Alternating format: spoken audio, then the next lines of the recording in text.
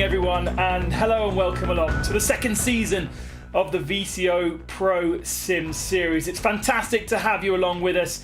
For the whole of November, we will be entertaining you with a mixture of real-world drivers and their chosen sim drivers to participate in a slightly more frenetic broadcast than we saw in Season 1, with just short 20-minute races, heats because we have so many entries, and a little bit of debating too. It is really going to be such an exciting November, and thank you so much to all of you for joining us. Now, we have on the VCO channel broadcasts many different races, from the DNLS, the 24H series, the IVRA most recently, and the Sim Racing World Cup, World EX.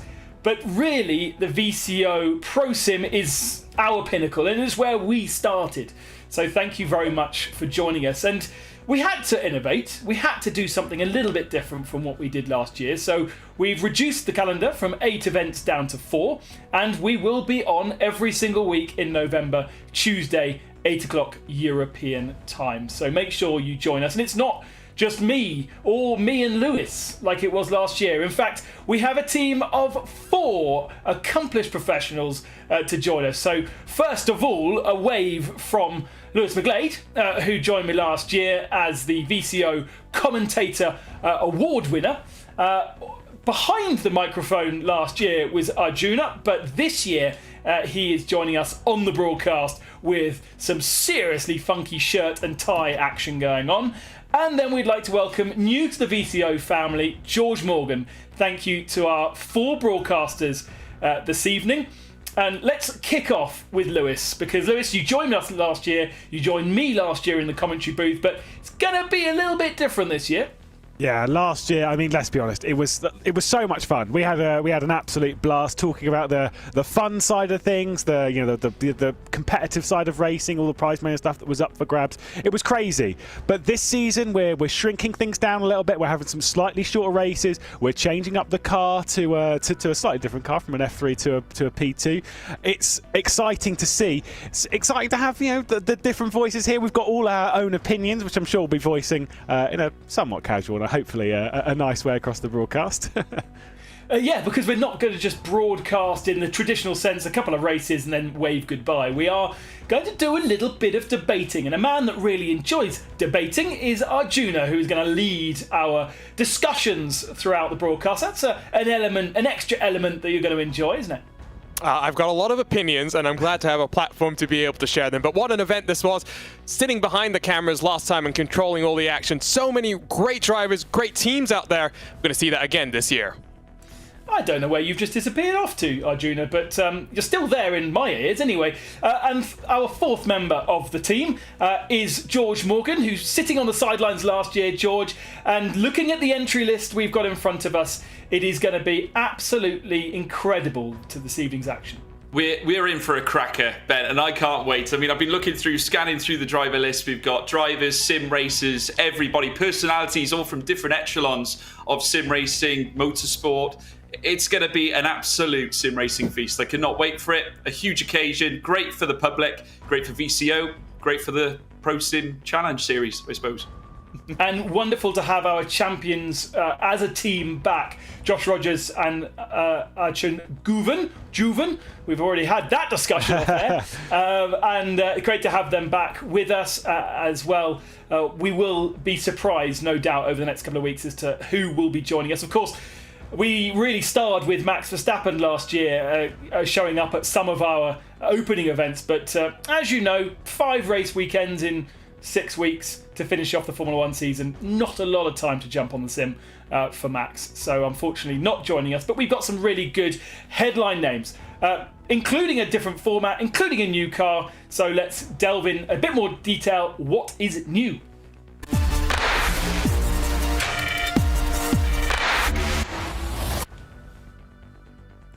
So Lewis, brand new format. You touched on it earlier. Tell us a bit more detail as to what we can expect this evening. Yeah, absolutely. So we've got 2 heat races. You can see it if you look over onto the other side of the screen where we've got pre-show, which we're currently in. We'll roll through 2 heat races. Now, we've got 60 cars throughout the running of the evening. The way this is going to work is we're going to do 2 20-minute heat races with these cars. We're going to split them in half. 30 are going to go into one, 30 are going to go into another, and we're talking about the top 15 from each of those, which will make a 30-car grid for our half-hour finale. Now, if that sounds pretty crazy, it's all good fun. It gets a little bit more crazy when you talk about each of these cars has 2 drivers, which means in a 20-minute race, we're going to see driver swaps. We are, and for that bonus race, it is down to you guys on Twitter. There'll be a poll to choose the commentators, would you believe? So you've got 4 to choose from here. Make sure you choose wisely, and we don't know whether we're going to be commentating on the last race yet. So that's going to be a lot of fun. Now, George, the way that we are distributing the points this year, actually emphasis on the heats rather than on that bonus second race. Yeah, absolutely, and it's so important. Every single race counts. Every single point counts at the end of the day. We've only got 4 actual events going on throughout the month, so every race matters. It's so key that they can deliver at every portion of the race. So I think consistency is going to be paramount. Being quick, but also racecraft. It is all vital. Points mean prizes, and prize money, of course, Ben. Yeah, prize money on offer. Something like $25,000 is the ultimate prize pool that we're offering. It's about $5,500 per event. And there is an extra bonus for the champion as well. A €3,000 bonus split across the 2 drivers, so $1,500 each. And prize money so important these days to support the world of sim racing, because ultimately these guys now are being employed by teams, they are being paid by teams, and those teams need money to keep them going and that whole infrastructure. And so it is important to have a little bit of prize money on offer. Now, the other thing that is brand new is a new car, Arjuna. We've got the LMP2 car, not the Formula 3 car, and that's going to provide different challenges for the drivers and different racing for us to commentate on. Absolutely. I mean, open wheel machines versus tin top sports cars in a sense. Yes, it's a prototype, plenty of power on offer, but crucially, I think this car's a little bit more capable of taking the bumps and bangs. Last year with that new damage model on the Formula 3 car, we saw some spectacular crashes. We're not going to be seeing that this time around. Going to be a lot more wheel-to-wheel action. Bumping is going to be the name of the game once more, but even more interestingly to me, it's not just cash prizes on the line for our drivers here, but an LMP2 steering wheel courtesy of our partners, replicating what they'll be driving here in the sim. It's a beautiful steering wheel. It'll pop up in just a second and really does simulate what the real world driver sits behind in the Dallara LMP2 car. It's got carbon fibre front side, rear side is aluminium, has a pair of clutches and an adjustable bite point on those clutches. All the LEDs, which I never see because I race with VR. So I can't even see the buttons. As long as I can feel them, that's all good for me. So thank you very much to Inato for their sponsorship, and that's a $1,000 steering wheel, so that's a decent amount of money. Now, another thing to consider, we were getting close and close to the first race heat, is what track we're driving on, Lewis. Explain how that works, because it's something that we bring on from last year. Yeah, absolutely. We do a vote from before that goes on Twitter. You can have your opinion of it. This round we had a choice between 3. That was, of course, Road Atlanta. It was Mid-Ohio. That was my pick. And Spielberg, the A1 ring, the Red Bull ring, whatever you want to call it these days. The Red Bull ring is our pick for the day. Fantastic racetrack. Fantastic racetrack. Easy track to go side by side. Difficult to make things happen. A short track. It's going to be very, very busy for all of our drivers, but it is a track actually used by the European Le Mans Series for LMP2, and we expect to see a few more drivers actually, a few more celebrated real-world pros once they get back from Bahrain, because they had a race last weekend, they've got a race this weekend, they're all stuck out there. The likes of Antonio Felix da Costa's probably watching this evening, bored in his hotel room, but we will be looking forward to seeing a few more of those drivers joining us at the end of November in the last couple of rounds. The other thing to consider, Arjuna's disappeared again, so I'm going to come to you, George, is the way that we distribute the race responsibilities, because we make sure that all the real world drivers are in one stint and then all the pros, all the sim pros are in another stint, don't we? Yeah, very important, obviously, and that's the whole team game, certainly where it comes to these sorts of events. So it's up to the teams really to sort of pick the moments, the correct moments. Strategy in a 20-minute race, it's unheard of, but still, we're going into it. It's going to be interesting to see how they sort of measure the time, and again, that could provide another extra dynamic aside from the actual racing itself. So I tell you what, we could be in for a real treat. I've got to say, if you look at some of them, lots of them experts in their field, lots of them have utilised strategy before. Who's going to be, I would say, the more street smart out on track? That's what we're going to see. Yeah, so the pro drivers are qualifying right this second, and they will do the first stint of the race. And because the race is only 20 minutes, we have a 3-minute and 59-second pit window that you'll need to be in the pit lane, so crossing the white line before that timer is up. And that is how you'll then get the driver change. I don't think we'll need to do fuel or tyres in such a short race for the LMP2 cars. But so many things to look out for. It is going to be very, very exciting. Heat 1 is coming up in just a second. The qualifying is a lone 1-lap qualifying, which is just finished. We'll get a chance to see the grid in just a second, and then we can get into the racing action. And our discussion point a bit later on, by the way, is about brake dragging. So prepare yourselves online on our Twitter handle to discuss with us. You can see our Twitters are all underneath our names there, so you can discuss how you think brake dragging is. But before we do that, we'll get into some racing.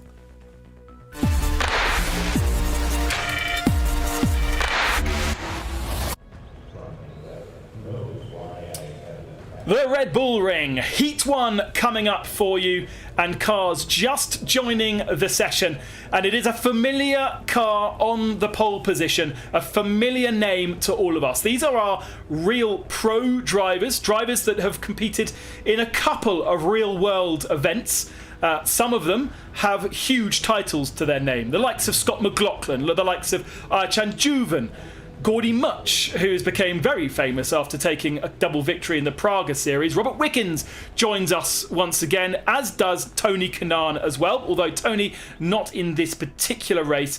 He will be in the second heat. But there is the grid, and we will wait for the cars to start popping up. And it's our first time, George, to get used to these liveries, because this is going to be a little bit tricky with so many of the same teams and so many similar looking liveries, trying to sort out who's who. This is our first time, no spotters sheet. Yeah, it's not quite F1 Esports. No, not quite. No. I think obviously if you look at the field, obviously a very packed house here in terms of the races. So naturally, there's only a certain number of colours to choose from. There's naturally going to be some clashes here and there, but we will of course try and show our good audience here where each of the drivers are on the track. But as you quite rightly said, amazing to see a lot of real life driver names popping up at the top of the timing sheet. Certainly is tremendous to see. I know that we talk about it quite frequently, but at the same time, it's amazing to see how well they can transition onto a sim racing rig. I can already recognise a couple of names at the top end. Raoul Hyman as one of them, a very class act. I actually commentate on him in the RaceSpot F3 Championship, and he is absolutely formidable. So I keep an eye out on him as well. But yes, many familiar names, very, very exciting.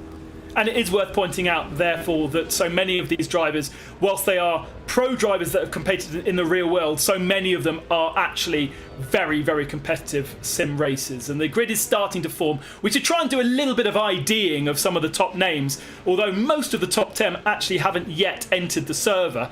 But as we get a couple more close-up shots, we can do a bit of name checking. Team Redline entering Robert Wickens. Look out for the number 6 car. And who are the big names in this particular grid?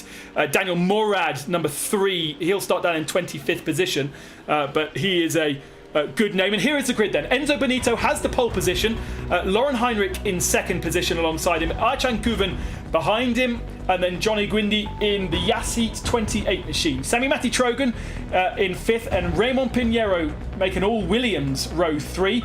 And then it's Alexei Nesov who drives for Arano Esports. RJ8 represented by Elliot Veron.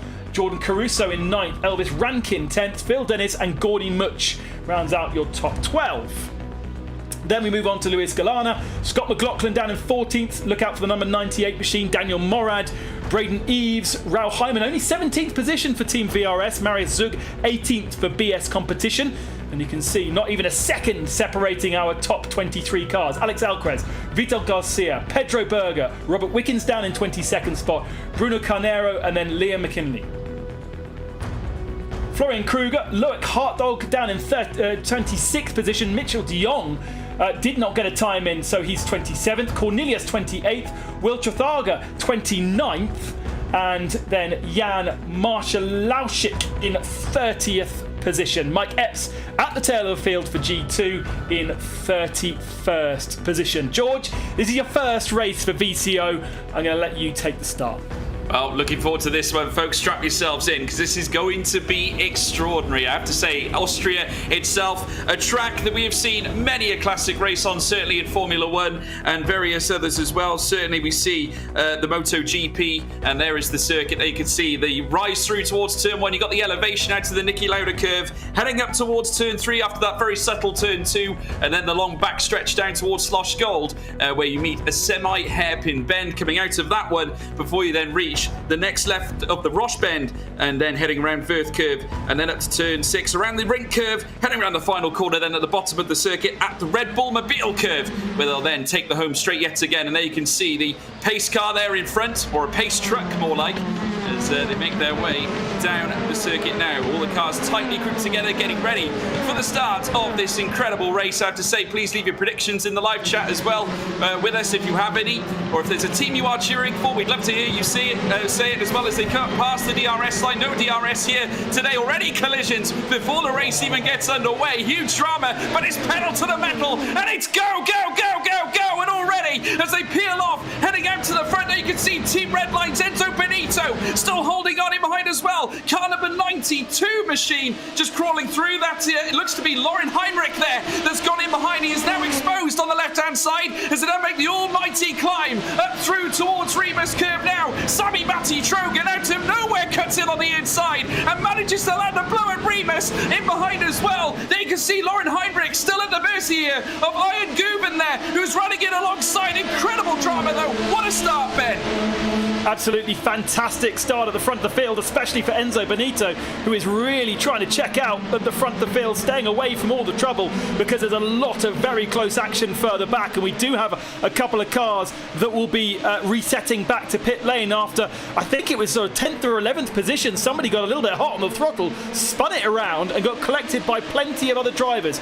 Liam McKinley is one man in pit lane already. Scott McLaughlin, I think, also was part of that trouble, so that's a shame for one of our biggest names in the pro driver list. Absolutely, certainly drama unfolding here at the Austrian circuit, but Team Redline checking out already at the start. Obviously still a long way to go. Enzo Benito loving life, 1.2 seconds, or 1.1 seconds should I say, ahead of Williams Esports Chill Blast Sammy Matty Trogan, who is holding on to P2 with Ayhancan Güven in P3, 0.6 of a second, muscling there, heading around turn 1 now. In the background there's Elvis Ranking, just making his way up the almighty climb. Daniel Morad there, you can see we're riding on board with that machine in P10. With Robert Wickens now looking to challenge him on the left-hand side as they make the almighty climb up towards turn 3. 3 wide in front there with Luis Glania in behind as they wheel their way through. And I have to say, cutting on the inside, that'll give you an advantage. And as they do so, still tying up there, heading down the straight. And there is car number 28, none other than Yas Heat's Johnny Gwindy, who's heading down into the inside line, trying to chop all over, switching around car number 3. That is, of course, Daniel Morad, who loses out, but he might get another switchback. Little and tidy there from the Yassi car as it now climbs through the next right. Again, the drama's unfolding. Heading in now into the next left at Roche curve. It's still the Yassi car hugging the inside line. They're wheel to wheel. This is spectacular racing, Ben. Very, very hard to get the tyres up to proper temperature, and you can see the Yassi car losing the rear end there, and I think there was a little bit of contact between himself and the car ahead of him. These cars are endurance cars. They're meant to last a full hour, hour and a half without needing to go into the pits, and therefore the tyre compound is quite hard, and it is obviously a fixed setup here, so these guys haven't been able to fiddle around with anything, and they're really struggling in these early laps to get temperature into the tyres, especially with that short warm-up lap as well. We didn't do a full lap in warm-up, so everything very, very cold, and I think Enzo Benito has just found a way to drive this car in those conditions, as everybody else gets up to speed, they will then, I think, start to close down the 1.3 second gap that Enzo has ahead of Sami Matti-Trogon. 4 wide into turn 3. Yeah, absolutely. Robert Wickens on the outside line trying to tug through. Contact. Oh, Robert Wickens! A big spin. He got caught up in all the drama. A 3-car wide affair. You can't get 3 cars around turn 3, lads. It's not happening. And Robert Wickens took a tumble, a spin, and fumbled it heading around turn 3. And it wasn't his fault, to be honest. He got caught in the rear as now Marius Sug now in the car in 14th place, currently trying to crawl around this next right at Slosh Gold. Incredible stuff. Still the action continues. And it's amazing to see is now crawl around the next left. I have to say, Enzo Benito, former Ferrari F1 Esports driver, he'll be familiar with the Red Bull Ring, and I get the feeling every advantage counts. I think it's helping him out, Ben. Well, Enzo Benito, previous to that, a massive master on R-Factor as well. That's really, R-Factor and Assetto Corsa was where his bread and butter was, but he's kind of been told by Redline, if you're going to be part of Redline, then you need to be an iRacing boy, and he has formed a formidable partnership with Gianni Vecchio in various different series this year, and it is Gianni who he will be handing the car over to in about 5 minutes' time. The window is small here, and therefore they really, luckily the track is quite short, so they do have 2.5 laps to make sure they pit correctly, but it's going to be very easy to miss that window and therefore have an issue. So there'll be a drive-through penalty for people who do not pit within the window. I can tell you, unfortunately, Robert Wickens has bailed out the session along with Raul Hyman, Florian Kruger, Bruno Carneo, and as we mentioned before, Liam McKinley, and interestingly, Lauren Heinrich. I saw him disappear out of one of our shots, so he hasn't had contact, but he might have had a hardware issue back at home. Yeah, it could well be. Maybe a loss of the brakes or something like that. Very easy to do. We do, much like real life, obviously the sim rigs can have problems. It's all machinery at the end of the day, all mechanics, and at the end of the day it can hinder you much in the same way. As we now watch them make their way down through the next right, we have got instant control here. Instant 2 causing a collision. Cars, we're just having a look. Car number 3, I believe, under investigation. So that's interesting. Car number 3, just looking down, that's Daniel Morad. And there's Raymond Pinheiro, who's currently looking comfortable there in the simulator. Nothing phases that man right now as he makes his way through towards turn 1. Fastest lap again by Enzo Benito. He's just so calm, so clinical, isn't he, Ben? Is Raymond really, really small, or is that seat absolutely massive? I think he's got like an overgrown race seat in that sim.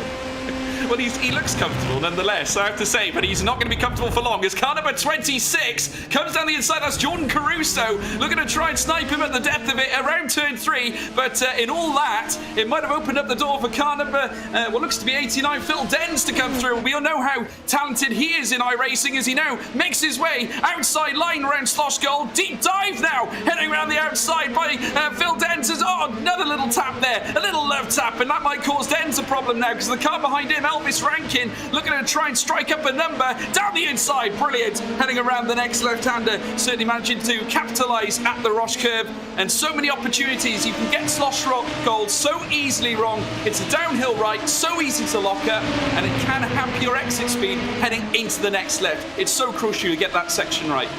Never seen this before. Both Yashit and Morad E-Stars were investigated for collisions and both have been given penalties. I don't know whether they collided with each other twice, but Johnny Gwindy and Daniel Morad both have drive-through penalties. They sit just on the fringes of qualifying into our bonus race this evening in 12th and 13th. Johnny is now in pit lane, so doing that drive-through quite quickly, but it could well mean they won't go into that second race this evening. No, absolutely, and like we said, it's every result counts as well, Ben. Remember, prize money on the line, folks. Points are vital. Every event counts. You want to try and capitalise, and that's exactly what you need to do. Obviously, the teams have high expectations. We're rejoining now, and wowee, a car just running off the track. Not quite sure which that one was. That's Phil Dens. Remember, he was trying to battle earlier on with the likes of, I believe it was Elvis Rankin and John Caruso, as Caruso now is ahead of Raymond Pinheiro. And what a battle that has been as we now watch them head around Slosh Gold now and round the next left. And we have got a confirmation of a drive-through penalty for car number 3, and that is going to Maradnas E-Stars. So they are going to have a drive-through penalty.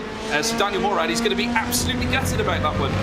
Yeah, so that was announced the same time as the 28 penalty. 28 took it, but Morad yet to take his. Unfortunately, we've lost another driver. Mike Epps, I was noticing that the G2 Esports car was really doing well considering he started at the tail of the field. He was up into the top 15, but he has disconnected as well. So Mike Epps out of the race, and that leaves us only 2 cars retired. Now, if you remember back to the old Formula 3 days of VCO ProSim 1, we would lose about half the field because of the single-seater nature of the car.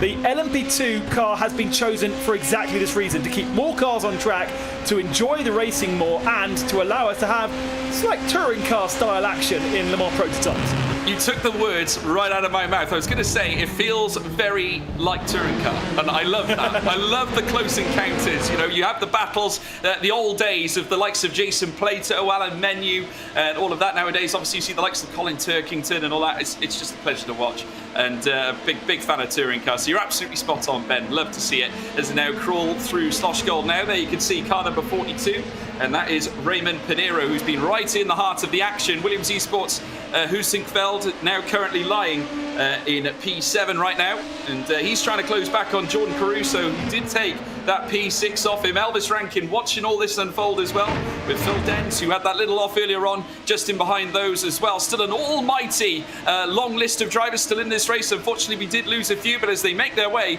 around the next right-hander now, heading around turn 9 and soon to be turn 10 at the Red Bull Mobile curve, they'll get the next lap underway with still well over 10 minutes left to go. Plenty of action still to come. Well, the most important thing is we are opening pit lane in a few moments' time, so we'll be getting rid of our pro drivers and then putting in our sim pro drivers, and that's going to change everything because Enzo Benito's built up a 3.2 second lead over Sami Matti-Trojan. Sami Matti is going to be handing to Josh Thompson, Enzo Benito to Gianni Vecchio, and then Elliot Vreron in the 19 machine for G2 is handing over to Julien Sonsen. So that's our top 3. Ayhancan Güven, by the way, handing over to the world champion, Josh Rogers. And Josh is not going to be happy with P4, and he's going to be wanting to move up. Oh, I bet. Certainly a world champion doesn't like anywhere bar being a champion, or P1 should we say, so he is going to be venomous at this circuit. So keep your eyes on him, folks. We just watched a move there being capitalised around Slosh Gold. Just try and get who that was. They're now coming around the next left-hander. They're so quick around here, as you can see the livery is all dicing up. There's car number 42. Unfortunately, Raymond Pinheiro losing out to Phil Dens in that exchange heading around Slosh Gold. So extraordinary stuff. Phil Dens recovering almightily well after that visit onto the grass, which is not ideal whatsoever, but he's managed to do it well, recover and get back on track. And now car 89 down the outside this time, as I think we're now seeing the cars maybe start to bail into the pit lane. We certainly do. Car number 50 in now, Ben.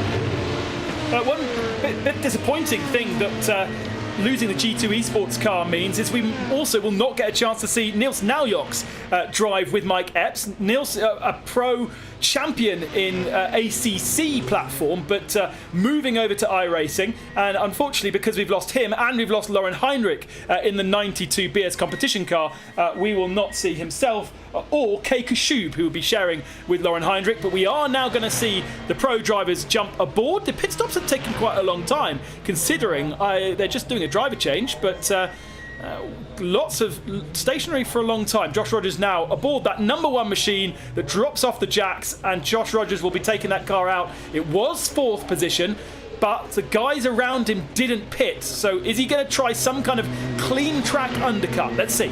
Yeah, we'll have to wait and see. Like we said before, strategy could prove to be very prevalent. I know they're not going to be talking fuel and tyres, but naturally driver swaps. How quick can you get the exchange going in the car? We'll have to wait and see. Certainly, though, Yas Heat thriving at the moment. Johnny Quindy nailing a fastest lap, taking that off Enzo Benito. So well done him for that, certainly. As we're now watching car number 70, there's Enzo Benito. Still out on track, loving life at the top. Currently 120.037 his previous lap. There's Elliot Veyron for RAG. Of course, Romain Grosjean's official esports team. They're looking for a positive result this weekend. I know they've been very active getting ready for this event, so a lot of pride at stake here, as well as prize money, Ben. And coming straight into the pits on the tail of Sami Matti-Trojan, those two effectively battling over 2nd position. It's those 2 cars we need to keep an eye out on in comparison to Josh Rogers on his opening lap. Can Josh jump those 2? Because to be honest, Ayhancan Güven was pretty close, within a second of 2nd position. So we need to watch out for the number 1 car on track. their heat is, and then what the Yas heat car, what the Williams car of now Josh Thompson and the RHG Esports of Julien Sochen are able to do. Here comes across the start line Josh Rogers. Where are those two cars that he was battling with? There are cars coming out of the pits on the left-hand side. Has he managed to get up to second? Well, he's just coming past the pit lane now, and he's just in behind them. He's just in behind, but he is going to go wheel to wheel with car number 73. I believe it's car number 73. As they now crawl further up the track and make their way up towards Remus Curve. And as they do so, it's Josh Thompson who's right with him here, but he's managed to dispatch the Williams driver. And now Hightail out of turn 3, down the back straight now. He's got another one, or certainly another number ahead of him. Car number 19, Romain Grosjean, RAG Esports, Julien Soinen, who's currently in the car making his way around the next right-hander at Slosh Gold. So he stuck right in between them. It worked a little bit. He got past one. Yep, that was pretty good stuff. Now he only has to, he's got that difficult position of looking in his mirrors at attacks from Josh Thompson and trying to get himself up into third position. Although, I have to say, we do seem to have a rogue number 41. No, there he is, in pit lane. So that's one of the last cars to make their pit stops. The other car who hasn't pitted yet is Team Redline's Enzo Benito, the leader of the race, but he is in pit lane now. So fingers crossed, nobody has missed the window. I don't think they have. No, Gianni Vecchio actually stepping in for Benito, and he is now, I believe, leaving the pit lane now. There is Gianni Vecchio. Indeed, he holds on to that P1 spot, so perfectly strategized there by Team Redline. Certainly Enzo Benito putting in a grandiose stint in that first segment of the race, and now it's key. It's going to be a shotgun finish. 5 minutes remain. It's all or nothing now, Ben. Interesting, isn't it, that you would presume that they would all wanted to get their pit stops done early because the pro driver wouldn't necessarily be as strong as the sim driver getting in. So you want to maximise the stint length of your sim driver. But Gianni Vecchio only just jumping aboard this car and having to do a bit of lap traffic with 6.5 minutes remaining of the race. So he's not really going to get many laps in. These are going to be such short and sharp races. And for those drivers who, for instance, have missed out in the top 15 and not qualified for our second race, well, that'll be day done. And I can tell you, for instance, unless my timing screen's telling lies, we are not going to see Jimmy Broadbent, who is driving for RHG, has taken over from Gordy Much, but it looks as though Broadbent, Ross Woodford and Gabby Montoro have all disconnected from the race. Right, so we've lost those, but Gianni Vecchio now has got another worry on his hands because Joshua Rogers is in behind. 3.7 seconds. He's managed to dispatch RAG Esports' Julien Soinen for that P2 spot. So Joshua Rogers absolutely flying and making his way up the straight. And there you can see it, fastest lap, a 120.023. And he is going to try and bring that deficit down on Giovanni Vecchio, trying to undo all the work that Enzo Benito has done. There you can see the onboard camera of Joshua Rogers coming around the next right at Remus. Now to say, a man so composed, so keen to try and get the ultimate spot here in this first race. I have to say, he looks composed, he looks menacing. I have to say, it's going to be hell to pay for the last 3 minutes. Incredible. Ignore what I said earlier. All of those guys that I thought were not running are still running. My timing screen was having a bit of a mare. So Jimmy Broadbent in 24th position, tucked up behind Martin Kroenke, who's down in 23rd position, would you believe? Gabby Montaro is 26th position, and I can't remember who the other person was that I said had retired, but oh yeah, Ross Woodford, 20th, just ahead of Kevin Ellis Jr. So you would hope that the Apex Racing team would try and get themselves a couple of positions and maybe get themselves into a qualifying spot. David Williams at the moment for Team VRS, 16th position, which means he will not qualify into our bonus race. We've only got 15 slots and he is just missing out for the moment. So yes, we could focus on that little area where, you know, you're do or die getting into bonus race, but it's not a final. That's the difference here. This is scoring far more points than the bonus race, and the bonus race is just that. It's a bonus race. So we are more interested in who's going to get that 35 points for the win, and can Josh Rogers close down Vecchio in not very many minutes left. 2 minutes and 25.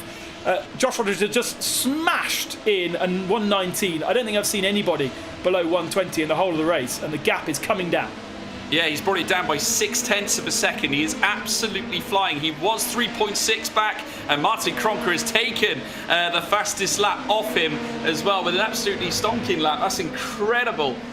Motoring onwards, but do not count out Joshua Rogers. Still minutes left to go in this race. He's brought the gap down to 2.7, maybe a little bit of an ease now coming in to the rig now of Gianni Vecchio. It's going to be so incredible to see this now as Team VRS's Joshua Rogers currently sitting in P2. There you can see him on the cameras, folks, round in the final corner at the Red Bull Mobile curve ahead of him. You can get a good look at Team Redline's Gianni Vecchio as well, who's been making his way round towards turn 1 as the 119.972, which was the last lap posted by Team VRS's Joshua K. Rogers. That's not enough to get the fastest lap back, but the key thing to note is he's just brought the time gap down by another 1/10 of a second.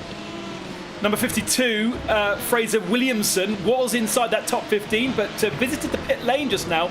That might be down to a penalty, and therefore that has promoted Team VRS 31 David Williams into the top 15 and crucially that qualifying spot. Although Urban Urano, Lewis Nazer has just disconnected. He was running inside the top 5, I think. So the number 34 car is dropping down the order, and that's such a shame. We seem to have lots and lots of disconnects this evening. Yeah, that's not good at all. And again, hardware issues that can certainly plague. It's just not ideal whatsoever. And how important, Ben, is it to get a good start to these kinds of events, especially when you've only got 4 events throughout the whole calendar? Absolutely. You need to score every single point that you can get, possibly. There's no chance to drop scores. We had dropped scores in last year's championship because it was much longer and because there was so much going on. But this is full commitment from these guys if you want to win the championship. And I can confirm, actually, that Luis Nazer has had an internet dropout. He's had this internet issue apparently for quite a long time and has not been able to fix it. Too much lag, and therefore he has been booted out the race. We have only lost 3 cars. White flag flying, so we're on the last lap. Don't see too many changes in positions possible on this last lap. Not too many battles looking like it, and it has been a fantastic drive from Team Redline. It is such a powerhouse of all sim racing. Redline versus VRS versus Coanda. It's the kind of things that only RHG and Williams can dream of being involved with. No, absolutely. I think if you look at that top 4, that's incredible. Certainly Team Redline, who are well known in amongst the sim racing fraternity, is such a powerhouse. And once again, they are launching, certainly launching into the stratosphere here in the VCO ProSim Series. And Gianni Vecchio, who I'm sure is absolutely delighted with how the first race has gone. There's Daniel Pastor now making a move himself, heading into P10, battling off Charlie Collins, and does actually, I believe, manage to hold him off.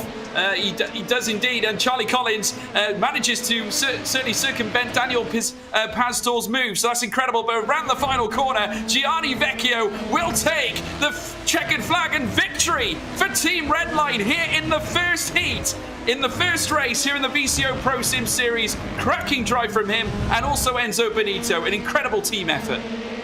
Absolutely great stuff. Enzo doing such a strong stint. Had about a second advantage after one single lap, and then just continued to extend that whilst the others were battling. Big shout out though to Josh Rogers, who got the gap down to 2 seconds by the end. He'll finish P2 as our champion from last year, and we're just checking in the last couple of cars to qualify into our bonus race, the second race of the evening coming up. And don't forget, you can vote for who you want to commentate on that race. Only 2 commentators allowed, and we are 4. You will not hear from myself and George in the next run because we'll hand the mics over to our 2 compatriots, Lewis and Ajana, and then you can decide who you want to do the bonus race. But flags are flying, and we'll confirm our top 15 that will be going into that bonus race in a couple of moments' time. Thomas Tahala coming round in 26th position for Cobra. They had, I think, a penalty a bit earlier on. Plenty of penalties handed out this evening. Race control led by Mark Henrici, as always, really on it, and they have to be in such a short 20-minute race. They certainly do. Naturally, you get all the bumps and scrapes, and certainly the track limits being looked at. And naturally, we've got a good array of stewards here looking into all the incidents, and you need a good keen eye for matters like that. Certainly with these cars that go over 600 brake horsepower, top speeds of 208 miles per hour as well, and certainly heading up a long straight between turns 1, 2 and 3. you can see a lot can happen up at that straight. We saw it around Remus Curve as well. Phil Denn's actually suffering at the hands of that. But we'll go through the results now. And there it is. P1 goes to Gianni Vecchio for Team Redline. He takes the first race alongside Enzo Benito as well. Joshua K. Rogers, Josh Rogers for Team VRS. They come in second place after trying to bring the gap down. 2 seconds is all he could muster at the end. Julian Soinen in P3 for RAG Esports with Josh Thompson in 4th place for Williams Esports Chill Blast. Peter Berryman finished in P5 for Apex Racing Team with Rainier Talva in P6 for BS Competition. Bo Albert in P7 for Logitech Gialtis Esports and Christopher Dambietz for Team Redline in P8. Daniel Lefuente in P9 for Williams Esports Hüssingfeld and Charlie Collins in P10 for Coanda. There is Daniel Pastor in P11 for Urano Esports, Nick Ludeke for Vanderval Sim Racing in P12, Vasilios Belatsitis, sorry for butchering that, in P13. David Williams in P14 for Team VRS with Kenny Rusin in P15, and he represented BS Competition. Bram Van Putten was the final man to get into the top 16. Well, he was outside the top 16 in 16th spot with Sim RC, with Danny Guisa in 17th, Ross Woodford 18th, Kevin Ennis Jr. 19th, and Suelo Almeida in P20th. P21st was Martin Kronker with Marcus Deck there in P22. Jimmy Broadbent finished up in P23 with Gabby Montoro in 24th. Dominic Hoffman in 25th with Thomas Teller in 26th. Fraser Williamson 27th. Timo Hayden P28 with Lewis Nessa in P92. 29, sorry. Mike Epps in P30th. And P31 went to Lauren Heinrich to round off the runners. An incredible race, and I have to say fastest lap goes to Joshua Rogers at 1:19.724. What a race to kick things off, certainly, Ben, and I hope we get to see more of it. Yeah, a really good battle, wasn't it, for kind of P7, P8 with Daniel Murray in that first stint. There was the chaos at the back of the field. I think Scott McLaughlin was part of that. Just someone spinning on their own. Can't see what the number was because it's going round so often. And then, a little bit of a tap in the rear, causing a spin at the first corner. That looks like it was Lauren Heinrich. And yeah, it's not what we want to see, I suppose. Too much contact. That was a very silly rejoin from the 21 machine. So that was why Kova got their penalty early doors. And there was Thomas Tahala recovering, passing the BS Competition number 7 machine. Yeah, we do get a sort of a pattern forming here. Certainly the corners such as turn 3, that's where you see a lot of the incidents there. You can see car number 1 in the end, that was Joshua Rogers making the move there. Car number 89 dueling it out on track as well. But plenty around Slosh Gold, lots of them taking their chances into the corners, which is good to see, certainly from a spectator's point of view. And there you can see the Team Redline car taking victory. Gianni Vecchio getting the first win of this series. Incredible indeed, and amazing the drama you can sort of count on in a race like that. Heading around turn 1, turns 3, that was a vital point as well on the track, as well as the Slosh Gold corner at that final down swinging right-hander as well. Plenty of corners there to spice up the action. Yeah, I mean, we lost half a field in previous events, so to see so many cars finishing, yes, okay, there was contact, yes, there was some unnecessary contact, and I do feel a little bit sorry for some of our drivers that have not been able to participate and therefore will not drive at all this evening. The likes of Nils Naujoks, the likes of Kei Gashub, we won't see them at all because their teammate retired in the first stint and therefore they weren't able to get involved. But we will now, let's have a chat with our winners, and what impressed me the most was that first stint from Enzo Benito, that first corner, that first lap, and that first stint. Enzo, you really had to make that first couple of laps count on the colder tyres and getting everything up to temperature, and you did exactly that. What a drive, Enzo. Hey guys, hello everyone, ciao ciao. Yeah, it was a perfect execution so far. Also, Gianni did a great job finishing the race, so yeah, so far so good. I mean, not much to say. It feels good to win. How difficult was it to pull out that gap at the start of the race with the car as cold as it was? No, actually, I think I got a little bit of luck in turn 1 because the guy in P3 actually tried to overtake. So from there on, I already been brought the draft, and yeah, at that point I was just focusing on doing my laps. Well, I have to say, Enzo, what a cracking result, obviously, for your team. Obviously, your history in sim racing has been a lot in single-seaters as well. Just explain the transition going from single-seaters into an LMP2 situation. I know you know the Red Bull Ring, but what's it like on track in that kind of a car? Well, they both have downforce. I mean, this car is really actually fun to drive. The Red Bull Ring is actually not my favorite track, but it's definitely fun to drive. Yeah, I don't know. The car it's mega quick through corners. Obviously, we have a fixed setup here, so it's the same setup for everyone.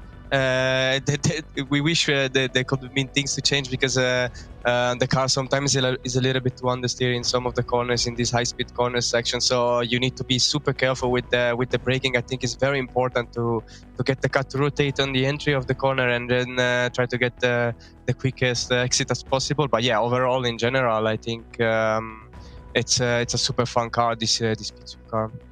Yeah, Enzo. Such a legendary name. Enzo, thank you very much for chatting with us. Let's move on to your teammate. I think Gianni is with us as well.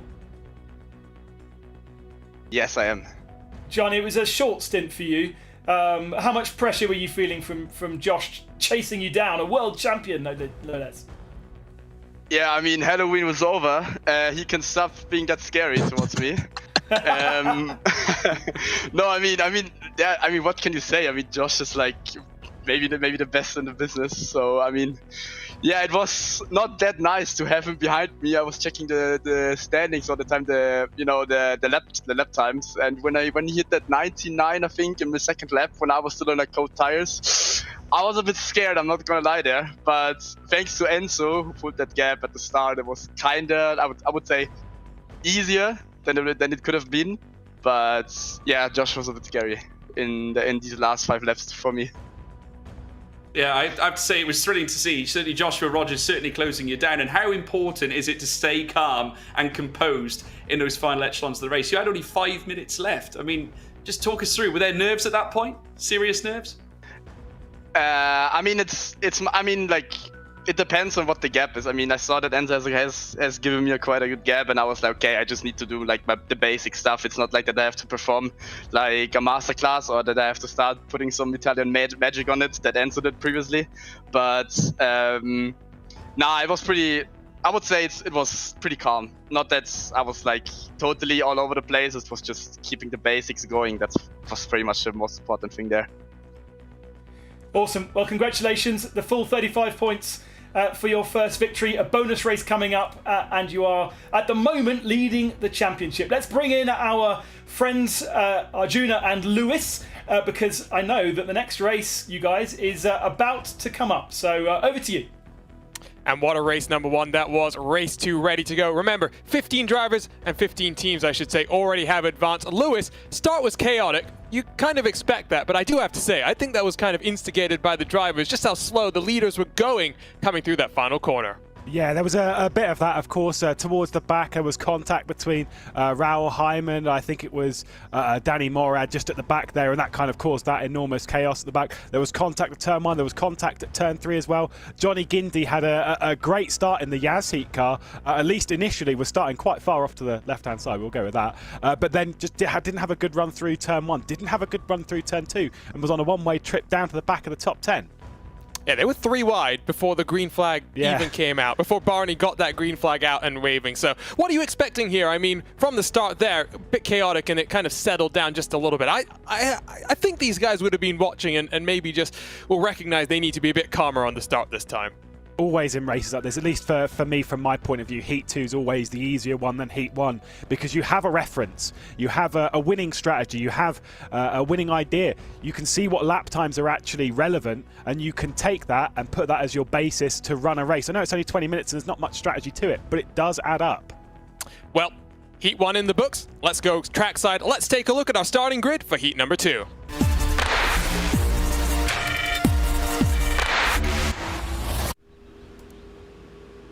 Cars are getting ready to roll, and here we go. Cooper Webster for Logitech G-Altus Esports puts it on pole. It's a 1:25.08.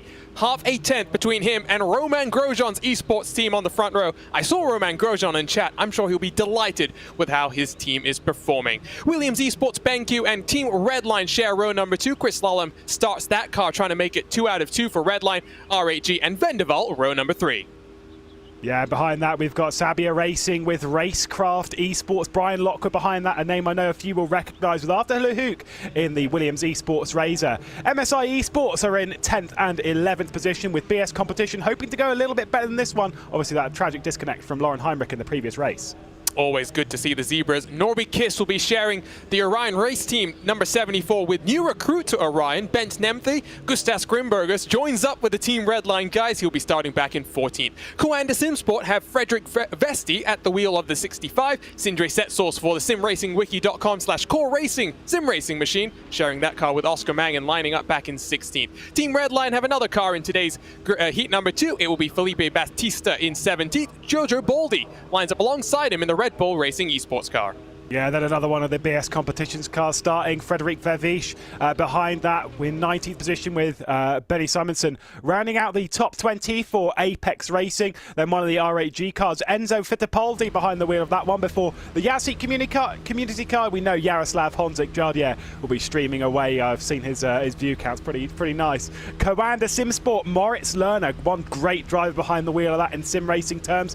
Jumping in after that DTM trophy bout. He's starting from 23rd position. And then TK himself, Tony Kanaan, for Apex Racing Team from 24th.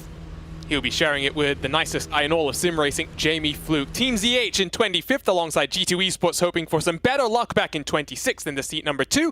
Team Fordzilla 27th. Nick Yellowleaf for SimRC back in 28th. Final car to set a qualifying lap time. Love 46th. Thrustmaster, 3 seconds separating 1st through 29th. Sage Karam has it all to do for Team VRS, starting back in 30th position. Do have a number of other cars lining up here. Urano Esports, Protostar Racing Team. I don't know if we're going to see Moradness E-Stars. I thought we saw them in heat number 1. They shouldn't be gridded up for heat number 2. Hope Racing Team then in the 34 car, ready to roll. What a grid we've got here. Some really interesting names. Tony Kanaan himself. I know he's just here for some fun, but that's the thing about racing drivers. When they get out onto track, Lewis, they are ultra competitive. Oh, it's always fun. A fun until you hit the racetrack.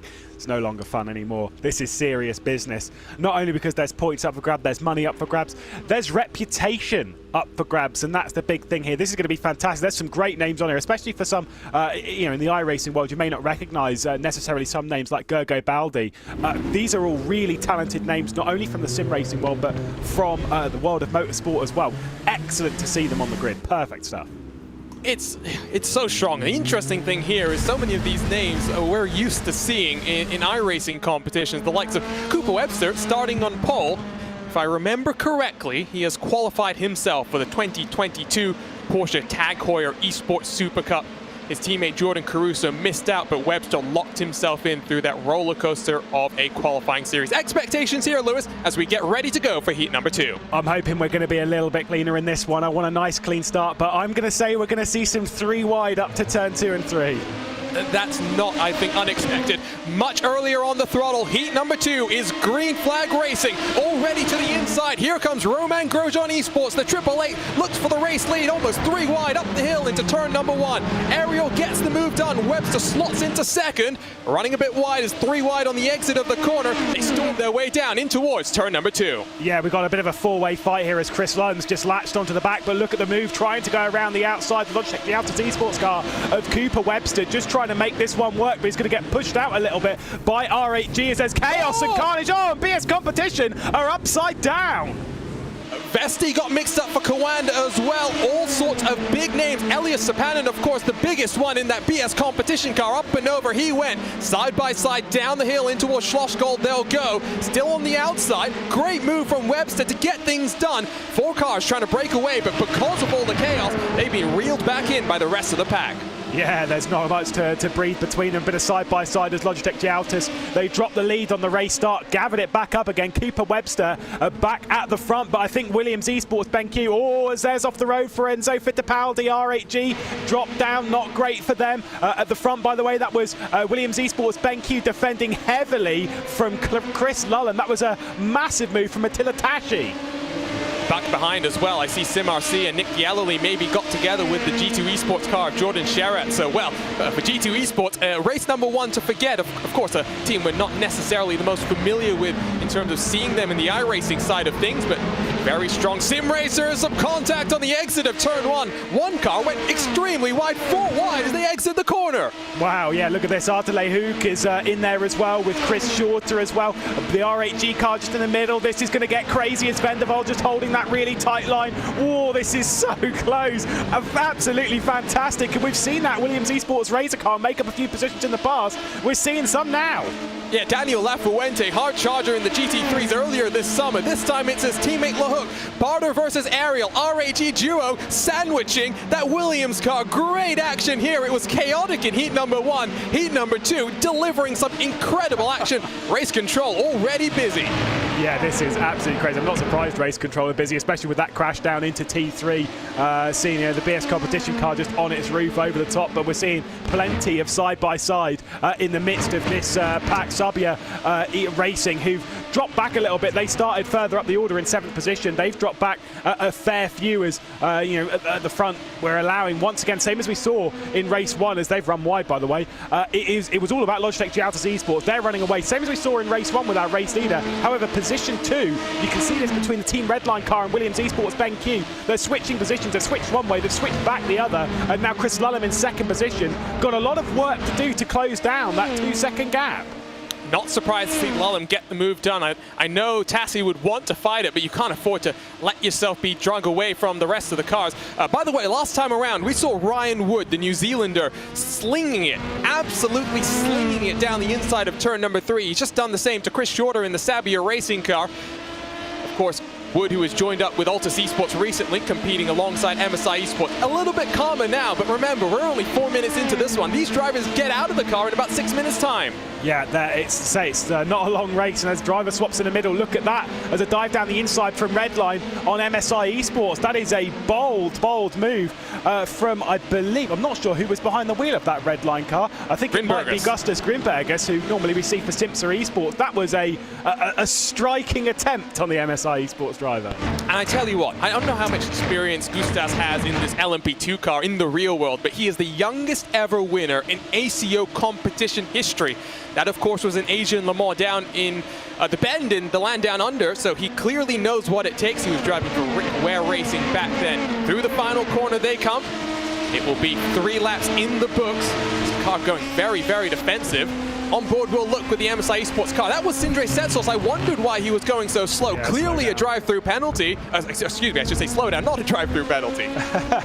You're really throwing the rule book out here, aren't you? No, you've cut the track a bit too much there, son. Of course, we're focused very much so on the top 15 cars here. Those are the really, really important ones. As Sabia Racing defend from MSI, and Red Bull Racing Esports going to try and slot their way through as well. A bit further down, there's been someone backwards just behind this. You just heard that on the audio. So clearly, quite a lot has been going on down at turn 3 once again. I think that might have been Setsos who's got spun around. I see Sage Karam has had an issue as well, so we said it was Cobb! Well, and down the hill, it was inevitably going to end up badly. Shorter gets punted off wide. Watch the rejoin here, though. There's still cars coming. He's not out with a shot here if he can get back up to speed and wait for some more carnage to come out in front. Remember, top 15 go on through. Yeah, Gustus Grimbergus, though, with the cutback, getting down the inside, going through the middle section of the racetrack. That was lovely on the cutback, but I think MSI might well just come out on top here. Torres just doing enough to hold the Redline car at bay. I mean, I don't know about you, but anytime I see one Redline car in my mirror, regardless of who's behind the wheel, the livery's enough to do a little bit of fear. I'm pretty scared. There's 1, there's 2, there's a Coanda as well, all down in the really important positions in this race, just trying to stay up inside the top 10, top 15. Gergo Baldi down to pit road already, so maybe some technical issues there. Drive-through penalty for Gergo Baldi, I believe it was, just came up from race control. So yeah, been given a slap on the wrist for the Red Bull Racing Esports man. And that's the great thing about having the race control in action today. I know Ricardo Elderman hard at work trying to make sure he can keep on top of all the action. And there's so much action going on. The red line boys almost coming together at the top of turn number 3. I say turn 3, but really it's turn 2 if we're being completely honest with ourselves. Thank you. Thank you. I've been trying to get that one really into after all of that stuff. It's Sports Car Open. Yeah, obviously corner numbers and stuff here at the Red Bull Ring is kind of a nightmare. But either way, this battle once again continuing. I think there might have been a little bit of contact there between Felipe Baptista and Gustas Grimberg. It's just a little bit of light front to rear.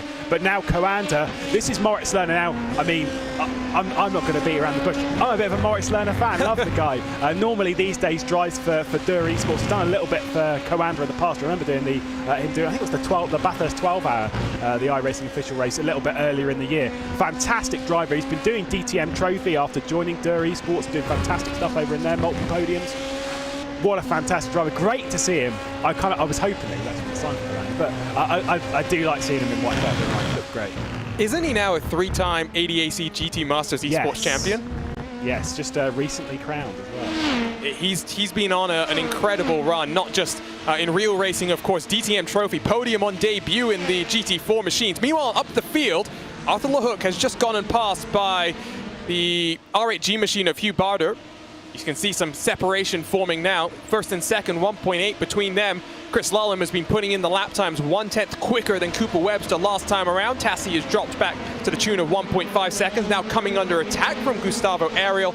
Plenty of action, 2 minutes to go until that pit stop window opens. Yeah, I'm pretty sure Gustavo Ariel was actually trying to make a move down into Schlossgold, but these two was what I was watching on that run down to there.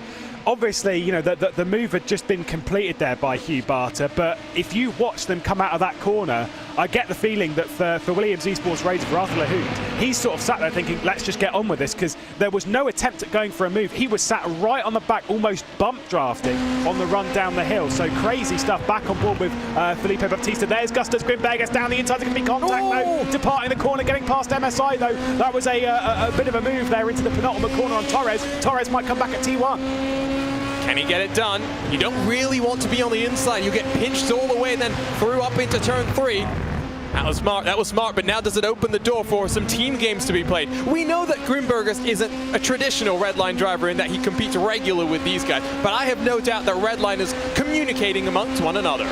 Yeah, I mean, Redline's a fantastic outfit in sim racing terms. Look at that from Torres, though, straight down the inside, trying to get up the inside of 3. That was crazy. It was covered off by Gustas Grimberger. And then look at this, Moritz Lerner's on the scene, trying to get through as well. And Urano Esports are also joining the battle as well. By the way, Yazzie Community and Sabia Racing battling it out over 15th position. Reason why that's important, that is the final position to transfer into our bonus final race. But let's not forget, there is still 11 minutes left to go, and not only that, there is a pit stop as well. This is crazy, crazy stuff. On board once more with Baptista. I gotta say, I didn't think you could get more chaotic than what we had last year in that Formula 3 car, the fun race, then the main race itself. But this is even more crazy and even more fun. I'm absolutely loving this. This is, I mean, you were saying, like, you know, having a little bit of fenders and stuff. It's a bit like a tin top. So we're going to see some slightly touring car racing. They were talking about that in the previous race between Ben and George. I love it. I absolutely love it. I think this is a superb way to start the season. Great track to go racing at here. Obviously voted by you. We could do that again for round 2. There's the slight defensive move from Torres as Baptista's trying to get through on the MSIs. Remember, every time he tries to go for a move and it doesn't work, it just drops him back into the clutches of Moritz Lerner behind. Now he's getting close. TK, drive-through penalty, is once more aggressively looking to the inside. That's bold, but this time around the outside. Can he get it done? Power down, that's where you want to be. Moritz Lerner in the popcorn seat as they run themselves down into Schlossgold. Yeah, anyone who tells me based on certain open-wheel races that you can't make a move stick around the outside of T3, well, there you go, have some of that, Sonny Jim. Lovely move there from Baptista, but he needs to complete it down here at Schlossgold.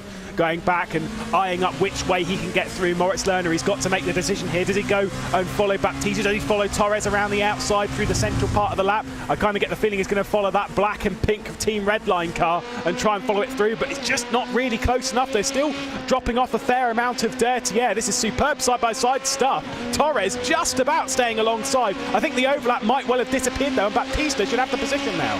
Who comes to pit road this time around? The loner is alongside and to the inside, almost looks to the inside of Baptista as well. Surely he's going to get forced to the pit entry. Yes, that's what I would think. Urano follows him down. Pit window is open.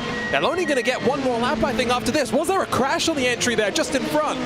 I think it was just smoke slowing it down. Of course, this is the thing with the pit lane entry. You might be right, but the pit lane entry into here at the Red Bull Ring is a nightmare. It's so hard to get down onto speed. It's very bumpy. It's a lot more bumpy than you'd assume on that run into the pit lane. And if you get that, if you get some what we're classifying in NASCAR as wheel hop, you know, you're locking up going into pit lane, you're going straight on past the speed limit, and you are going to get yourself a drive-through penalty. There's been a lot of drive-through penalties dished out, and there is one for car number 4, MSI Esports. And that's crucial because they were running up in the top 10. So Manuel Torres, who should be handing over to one of the MSI Esports drivers, that might really hurt them. That might drop them out of the top 15. Should also be noted, unlike what some might have expected, where top 15 from each race then get sorted by their finishing positions in these heats. We got qualifying for that bonus race. And I'm happy for that. I like the idea that, you know, it's not necessarily about getting through and getting into the higher position. In an ideal sense, of course, there's a lot of points up for grabs here, and there's more points up for grabs in this race than there are for the bonus race. The bonus race has more money, though, so there is more financial gain for the bonus, but this is where you're going to gain points. As Gustavo Ariel nearly clouted the back of the Williams Esports BenQ car. That might have knocked his camera the right way around. But, you know, you've got more money up for grabs in that race, but still, this is the one for the points. But if you're inside the top 10, you should be happy with that, because it's not as if that's going to start you from 20th. You get to hit the reset button, you get to qualify up the grid. Ooh. It's just about getting inside. Did you see that 11 car up on the jacks, Lewis? A tyre change? Yeah, so Lullum gets out, Beneke steps behind the wheel. This is the time that everyone will be on pit road, by the way, because that window is just about to close. I'm a bit surprised. Fixed setup. It's not like you can go and lob on a bunch of camber to, you know, really abuse those tires in 13 minutes. He's got to get them up to temperature and pressure now. But, I mean, this is the thing, because essentially, just for anyone joining, obviously the driver swap takes 30 seconds anyway, right, regardless.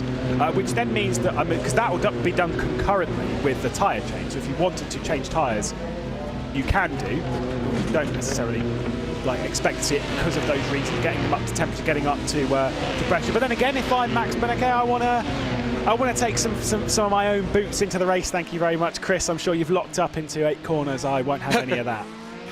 And gap for the lead is down to 1.2 seconds. And I'm a big Simone Maria Marciano fan. You've got to make sure you say it correctly as well.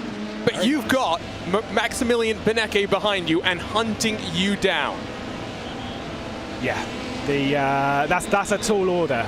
You know, we say 10k Beneke just because it sounds better than 11k Beneke, but you know that Max Beneke is one of the greatest drivers on the service, of course, you know, highest when it comes to iRating number, and when you see that name behind you, that is a tall order to keep behind. But let's be honest with Beneke, if we focus back on last season, as well as, you know, you can look at elsewhere in sim racing terms, he's not infallible. There are mistakes that can creep in with Beneke.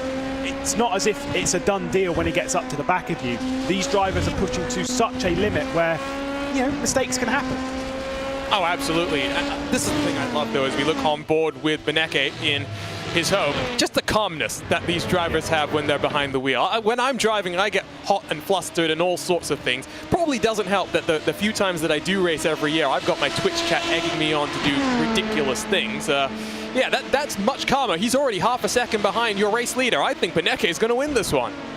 Oh, that is a bold call. You don't believe in Logitech G Altus Esports in Simone Maria Marciano. I can't do it your way, unfortunately. I can't say it just right. Yeah, no, I can't. It's the slight little R roll there into the C. I can't do it, unfortunately. But I mean, yeah, it's easy to be in this scenario to go, right, Max Beneke, we know how fast he is, but you know that there is going to be a monster battle here.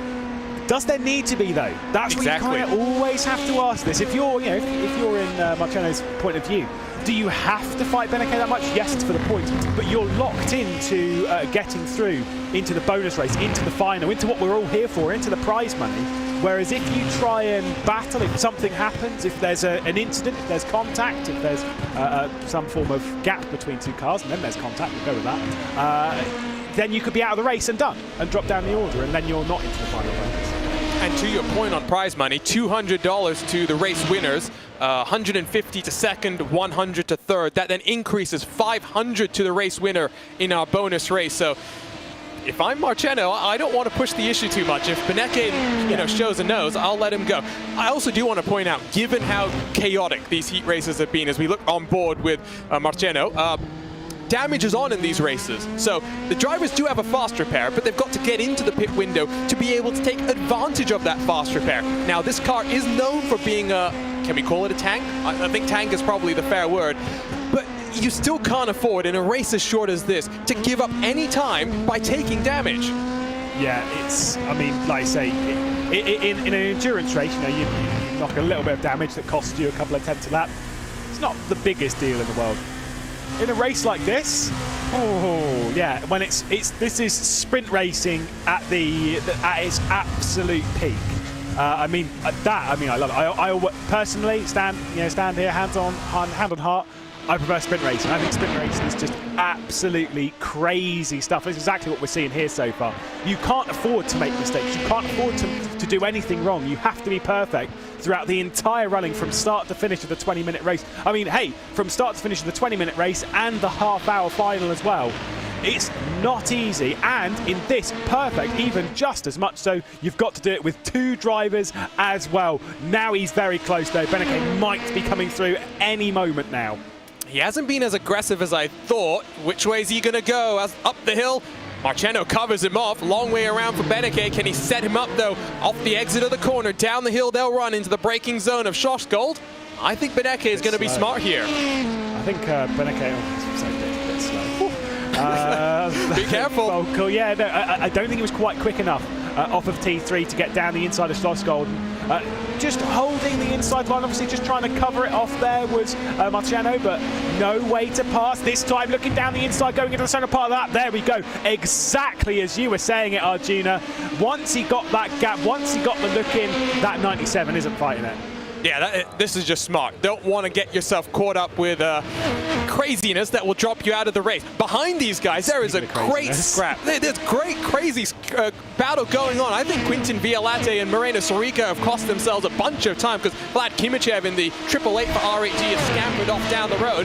A shout out to Romain Grosjean, who's watching on, by the way. He said he was doing the school run with his kids, and then, after his horrific accident last year, getting a skin graft on his hand. So hopefully we'll see Mr. Grosjean, the Phoenix, in action in the next couple of races, because he was very much a feature of our first season. Yeah, absolutely. Obviously, teamed up with Thomas Petitjean. I remember when, obviously, after that crash, he returned to us. One of the first things that he ended up racing in, be it in real or virtual, was here in the VCO ProSim. So it's fantastic to see another cap in the feather, and hopefully an arc we could see continued at some point. But you're absolutely right with this battle. At the moment, Quintin Vialate is just at the head of it. They got past, though. They did pass Andre Butcher once they joined this battle. So there was that gap switched around. And by the way, the timer counting down, we are keeping our eye on it. We are keeping our eye on where the 11 car is. I do believe we are getting one more lap of the white flag at the end of this one. So plenty more races. Yes, no, definitely will be one more lap. And the best thing about that partnership for Romain Grosjean last year was you had Petit Jean and Grosjean, so Little Jean and Big Jean. That's the one thing that I always remembered from last season. Yeah, no, that was great. I loved it. I was always just laughing on in the background, just controlling all of the cameras and whatnot, but incredible. One more lap to go, a couple more opportunities. It does look as though the top 15 is settled. Flavio Dantas in the Sabia Racing 24 is about 2 seconds clear of Peter Zuber in the Team ZH machine. Felix Quirnbach for BS Plus competition, a further 1.2 back, and Mac Backham, shocking to see him outside of the top 15. He's in 18th. Premislav Lemonek, who's of course on World Championship duties in the Force Dynamics Dallara iRacing Grand Prix Championship, sits in 19th. Tommy Osgaard for Coanda Simsport, then down in 20th. Here we go, run up the hill in towards the braking zone of turn 2. Popping to the outside comes the MSI machine. This is for 6th position, gets the move done very early, but here comes the fight back. Yeah, this is not ideal when you're taking such a tight line through the corner that, sure, you might gain one, you might not though, and I get the feeling that this isn't going to work out so well on the run down the hill as the Team Redline number 59 car looking to sweep past right now. Luke Bennett behind the wheel, recently picked up into the Team Redline a contingent of drivers, still didn't quite complete that move, has got to go around the outside here. Last time around, this is going to be pretty tight. No, it's not really going to matter. They just can't afford to trip over one another. That's the story at the end of the day. Meanwhile, out front, 1.3 seconds clear. That's the job that Beneke has done to pull away from Altus Esports. Redline makes it 2 of 2 so far in the 2021 VCO ProSim Series. What a drive and what a performance. In second, Marcheno and Vlad Kimichev will complete our podium here. 3 very good drivers, all with some cash in their pockets. Drag race to the line. I think Williams comes out on top there. Again, this is just for bragging rights, some points, and some prize money. Wow, what a crazy race. What a crazy heat 1. Crazy heat 2 as well. This is fantastic. Looking so good towards the line. That is Team Fortilla just pulling out, just allowing those to come through. Final ones across the line inside the top 15 though. Yaz Heat Community dropped back behind Sabia Racing. That does mean at least we do get to see the likes of Yaroslav Homzik and Jordan Lacey, who's the driver in that car right now. Great to see that we're going to see Jardier in action. And the thing is with all these cars coming through in 13th, 14th, 15th position, again, as you were saying that does not state their starting position for the final. They will have to qualify again, so they do get a second chance. We got treated to some chaos in heat number 1, and I'd like to think that it was because of you and me that we saw a little bit more calmness in heat number 2. Do you think they respect us? Oh, maybe. I'm just going to claim that we're lucky charms, apparently. I see. No, well, I mean, you say that, but I have had messages. There was, I think it was Dennis Jordan who messaged me after one race in GT Pro once. He was like, can you not commentate next time? I want to win. And every time I didn't commentate, he won. Oh, well, there you go. So clearly Lewis McLean, not the charm that some drivers want, but what a heat number 2 we had. Redline makes it 2 of 2. Can they go and sweep the week next time in our bonus race? Marcheno lost out to Beneke, but still an impressive drive from him and Cooper Webster. Vlad Kimichev for RAG rounds out our podium. Quintin Vialate, Moreno Sarica, 4th and 5th positions with Alejandro Sanchez for the IMSA Esports team rounding out the top 6. Andre Bocher, Luke Bennett for Williams and Redline, alongside Vendaval and Coanda to complete the top 10. Yeah, behind that we've got Urano Esports and Team Redline. Dylan Scrivens got up inside 11th position. The final positions, though, inside that top 15. Racecraft Esports, Sabia Racing, and the Yaz Heat Community car. Those 15 will be moving on into our final. Behind that, though, obviously we're going to have to say goodbye, unfortunately, to the likes of Team ZH, to BS Competition as well. You were saying there with Mac Backham and Sage Karam, they started down at the back of the field. They had to rise their way up, but unfortunately it wasn't plus 15 on the day. RAG Esports, Lamanek behind the wheel, 90th. Another one of the Coanda cars, though, just inside the top 20. Tommy Usgard, not good enough to get up inside the top 15. Shows that qualifying is crucial. Becky Shrivens, as we now referring to him on RaceSpot TV, by the way. Jurgen Frank and Jamie Fluke, 21st and 22nd for TK and Jamie Fluke. I know they were here for some fun, but like we mentioned, ultra competitive is any race driver, whether it be in full metal action or here on the sim. They'll be slightly disappointed. Sal Vitalis and Yuri Kastorp. Very shocking to see Kastorp down the order. He'll complete this race in 24th. Benson Empty on debut for Orion Race Team. A debut week for him, competed in Sports Car Open competition this past Saturday. Now back in the LMP2 for ProSim action in 25th. Ryan Barneveld for the Zebras. Not as much charging as you'd expect, but always quick is Ryan Barneveld. Maxime Brient was dominant in Sebring this past Saturday in an LMP2 car. Not the run that he would have wanted down in 27th. Love 46 Thrustmaster 28th with Team Fordzilla 29th. Protostar Racing in 30th position, I should say. Then we get to our did not finishers in this race. Oscar Mangan for SimRacingWiki.com and Core Sim Racing in 31st. G2 Esports for a second consecutive race, not having any luck at all. Down in 32nd with the Hops Racing Team and Moradness E-Stars not starting this one.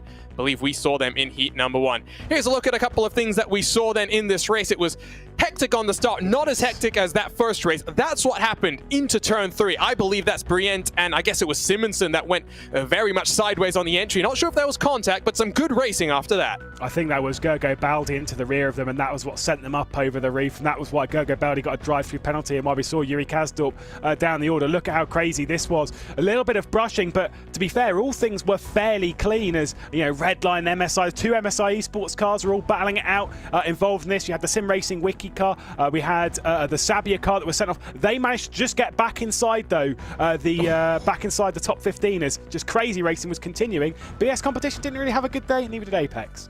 Oh, well, that was the second. I wonder which of the Apex cars that was. Very difficult to just check the numbers there.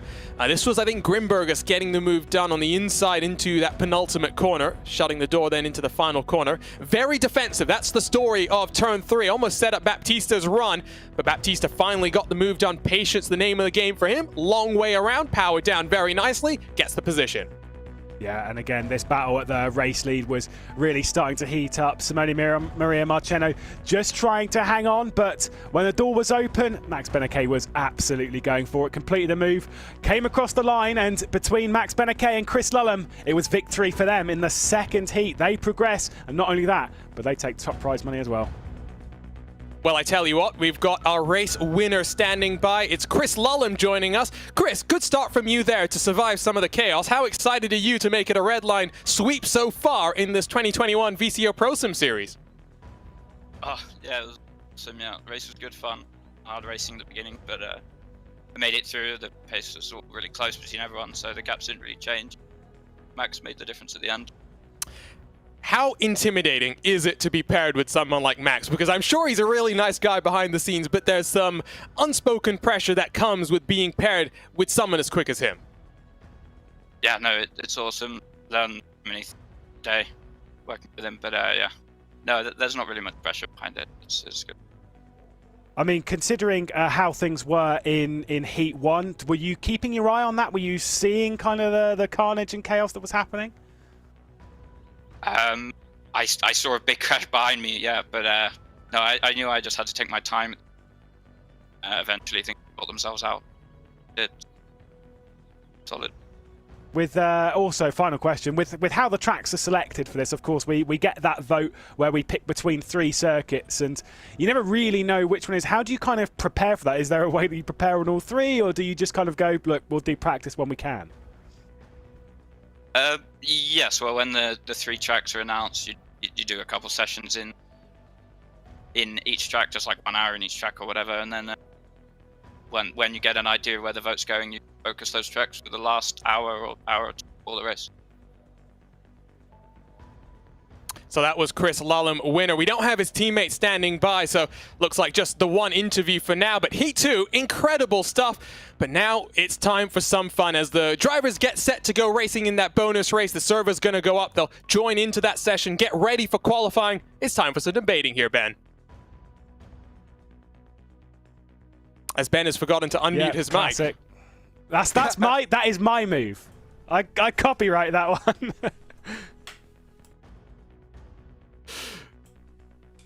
What a loser! What a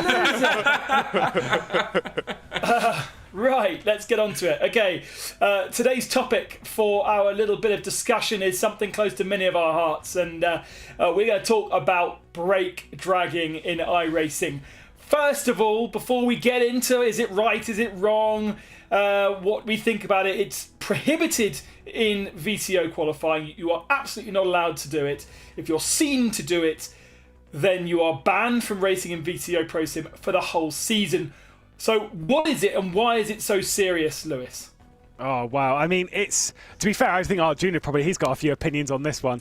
Obviously, the idea is that you would essentially go slower than is necessary. You hold your brakes whilst holding the throttle and it heats up the tyres and such. And let's be honest, it looks a bit silly. It looks a bit ridiculous. But there is a serious advantage from doing so in qualifying. It boosts the lap time enormously because you've got perfect tyre temperature if you do it right. And Arjuna, I know you've got a massive opinion on this. Yeah, so I think the first thing that we should say is that because of the way that iRacing does its tire model, it's a truly dynamic tire model. There's no lookup tables as you traditionally know. It does mean that sometimes there's things unaccounted for in the model. I'm not saying either one is perfect because pros and cons for each of them. Ultimately, it's just a side effect. I do think that the tire, I forget what it's called, qualifying scrutiny system is a band-aid applied onto a rather big gash. It's something that is put in there to try and refrain the drivers from taking advantage of it.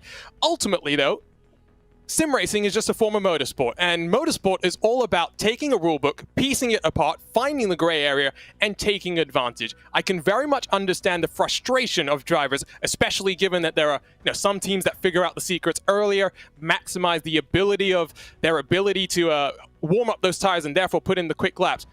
But why didn't we hear any complaining from the eNASCAR drivers for the 8 months plus that they were doing it before any of the Porsche Tag Heuer Esports Super Cup drivers even found out that brake dragging is a thing?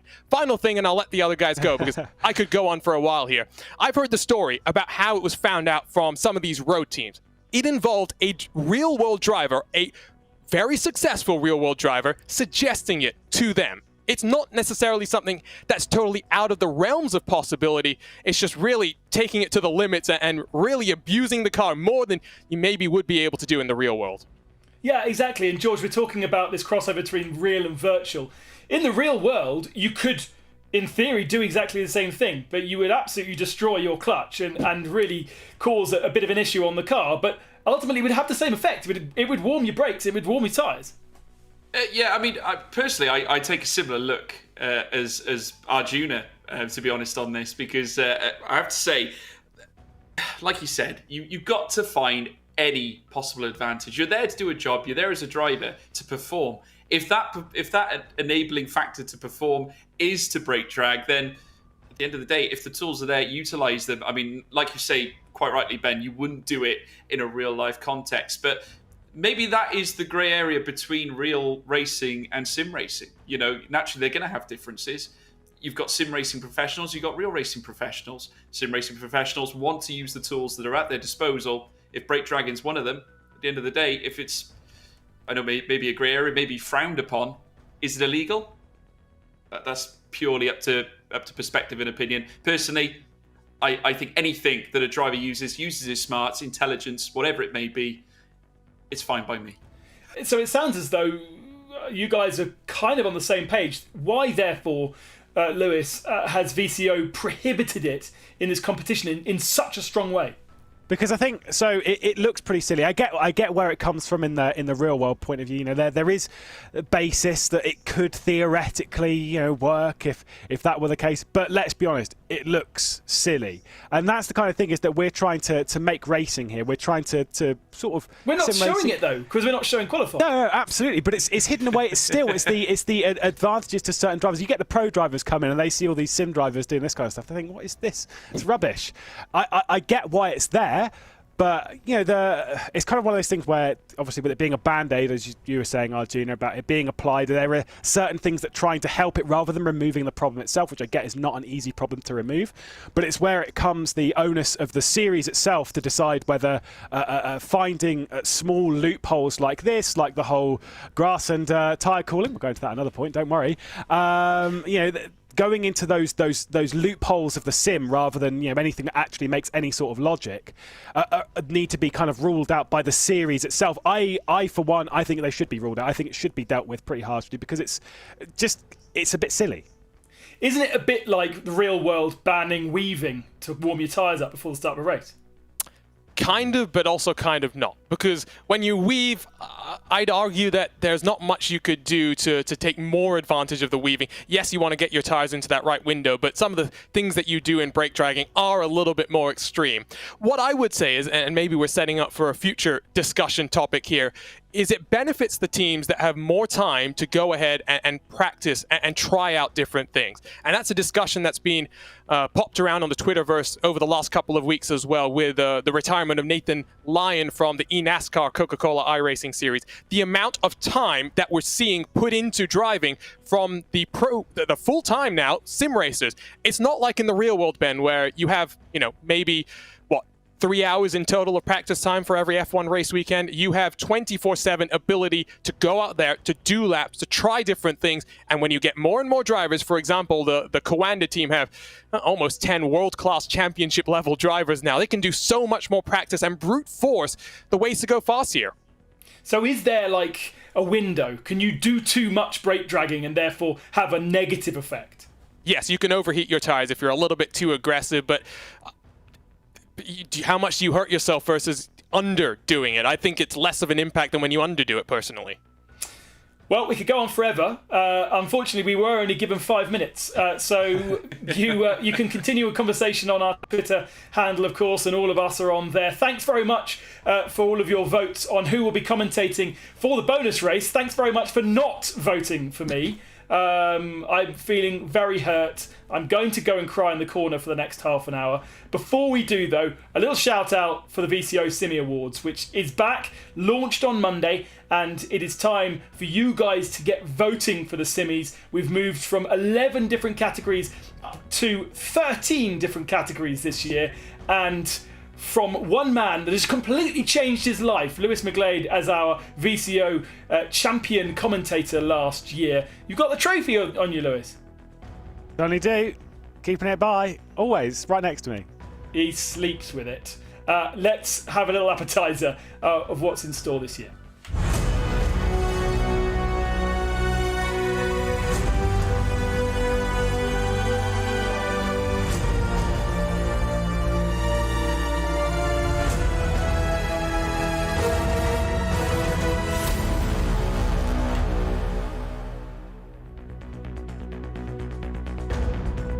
All right, so nominations are we are in the nomination phase right now, up until the 14th of November. We will then create a shortlist for each category, and then you guys can vote on your winner from that shortlist. And we will go live sometime at the end of December with our awards ceremony show, as we did last year. Standout names, standout performers in some of our categories, Arjuna, that you think deserve a Simi this year. I mean, obviously, the champions like Josh Rogers, like Nils Naujoks, David Tunitsa is another man that comes to mind for what he's doing in F1 Esports, but also on other platforms. Do you think you now have to be a multiple platform champion to really figure on a Simi award? I think the way that things are going with the full-time nature of sim racing, yes. Rogers, for example, competes not just in iRacing. He was part of the SRO Esports for a couple of rounds before diverting his attentions elsewhere. Now part of course, Virtual Le Mans, part of the Coanda attempt on that championship with both Prodon competition and the official Porsche Esports team. I think there's 4 standout names that I just spring to the top of my head. Josh Rogers, of course, the 2 that you also mentioned, David Tunitsa and Nils Naujok. But also, I really think that Moritz Lohner doesn't get appreciated as much as he should. I know Lewis is going to be happy because he's just a super talented driver. He doesn't necessarily compete on the most popular of simulators, if we're putting it that way, but when he's competing, when he puts the effort in, we've seen just how quick he could be. And he's someone that I think has shown that he's able to translate that speed into real-world performance as well, which is much easier said than done. George, for you, coming a bit more from the F1 side of things, I guess you'll throw in Jarno Opmeer and Brendan Lee into it too? Yeah, I think definitely Jarno Opmeer, and also I think Marcel Kiefer as well. I think the likes of those kinds of guys who sort of extend their popularity as F1 esports sim racing professionals, and then also stream and do other things, extracurricular, should we say, outside of sim racing, you know, essentially putting the sim racing community on the map. I think that also deserves to be applauded as well, because now more and more people are discovering sim racing, esports as well. We're getting far more talented people entering the world of sim racing, and that just only grows the sport, it grows the esports, should we say, and makes it more, I suppose, available, because it is more available, and it should be that way. Lewis, you won the commentary award last year. Was it ever something that you could have imagined that across all the different platforms, across all the different personalities that feature, especially in a COVID year when every single real world commentator fancied themselves to do a bit of sim racing, guilty, did you really think that you could come out on top? I mean, it was a bizarre thing, because when it first was announced, I was like, oh, that'd be pretty cool. And then as it started getting closer and closer, you start wanting it more and more.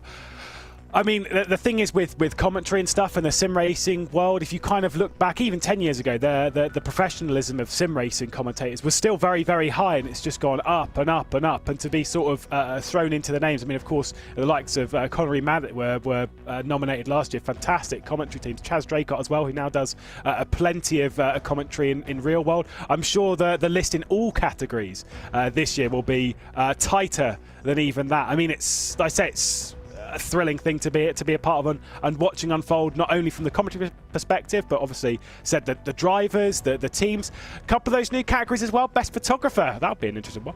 Elliot Roberts. Ooh. It is a good shout. He is damn just good. Shouting out my teammate here because I know he'll be very happy with me. As I said, 13 categories this year. You get to choose your suggestions. We'll whittle down those suggestions to a shortlist, and then once again you'll be able to vote, and we will announce the winners at the end of the year. Right, we are up with all of our chatting, and it's time to go back to the racing. I think that means that I'm saying goodbye, at least for the next half an hour. I think possibly George is as well, and it's the bonus race coming up. I don't know, do we have any way of knowing how the vote ended, guys? No idea. Looking at my computer screen, that's the only way, I think, unfortunately. Let me get my phone out quickly. I'm pretty sure that it is you boys, our Junior and Lewis, who are commentating. Our team on tie. the bonus. It's the ties. Exactly. It's the ties. It's the good luck charm. We were joking about this beforehand. You should have got some ties out. Look, I tell you what, if we broadcasted the effort it took for our Junior to put his tie on, it would be a tragedy. See, I just gave up. I was like, yeah, this will do. I'm glad that we didn't broadcast that, but it came out looking quite good. But I think we're ready then to go racing here for our bonus race. 30 cars ready to rumble from the Red Bull Ring.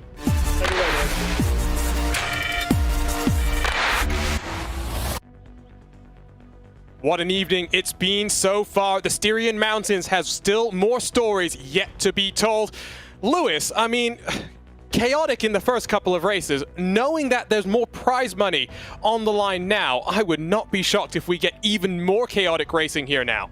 I mean, you kind of got to think about it when it comes from the championship point of view. There are points up for grabs. Let's not forget that. We do have championship points up for offer, but it's about that prize money. We kind of rolled back the championship points a little bit. Those are more for the heat race. This is more for the prize money, which just means that you're playing for something different. It's sort of now or never for some of these teams. I think it might be quite a bit more chaotic when the only thing that matters in this race is this race. You're not thinking too much about the championship. You're not thinking too much about the end of the month. It's just here and now.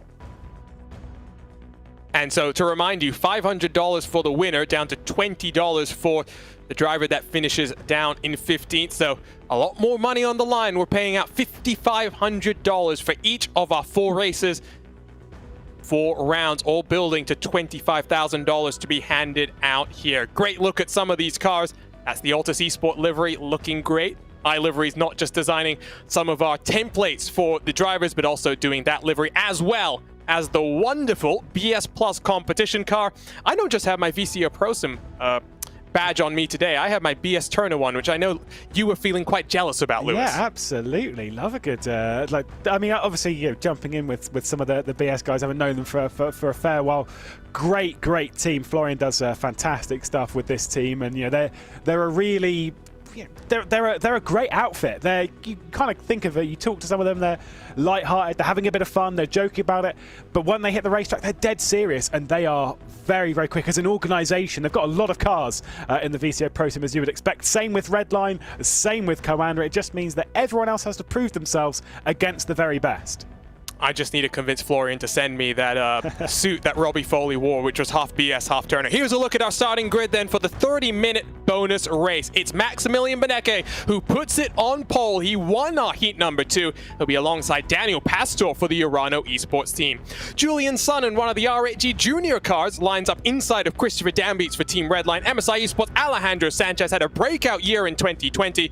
He'll be alongside Luke Bennett. 3 Redline cars in the top 6. Yeah, fantastic stuff for them. Peter Berryman's going to roll off from 7th position with Charlie Collins for Coanda Simsport. Fantastic young talent for the team from 8th position. Gianni Vecchio, the number 70, all the way down in 9th position. They won't be happy at that after Heat 1. Vlad Kimichev alongside in 10th position for R8G.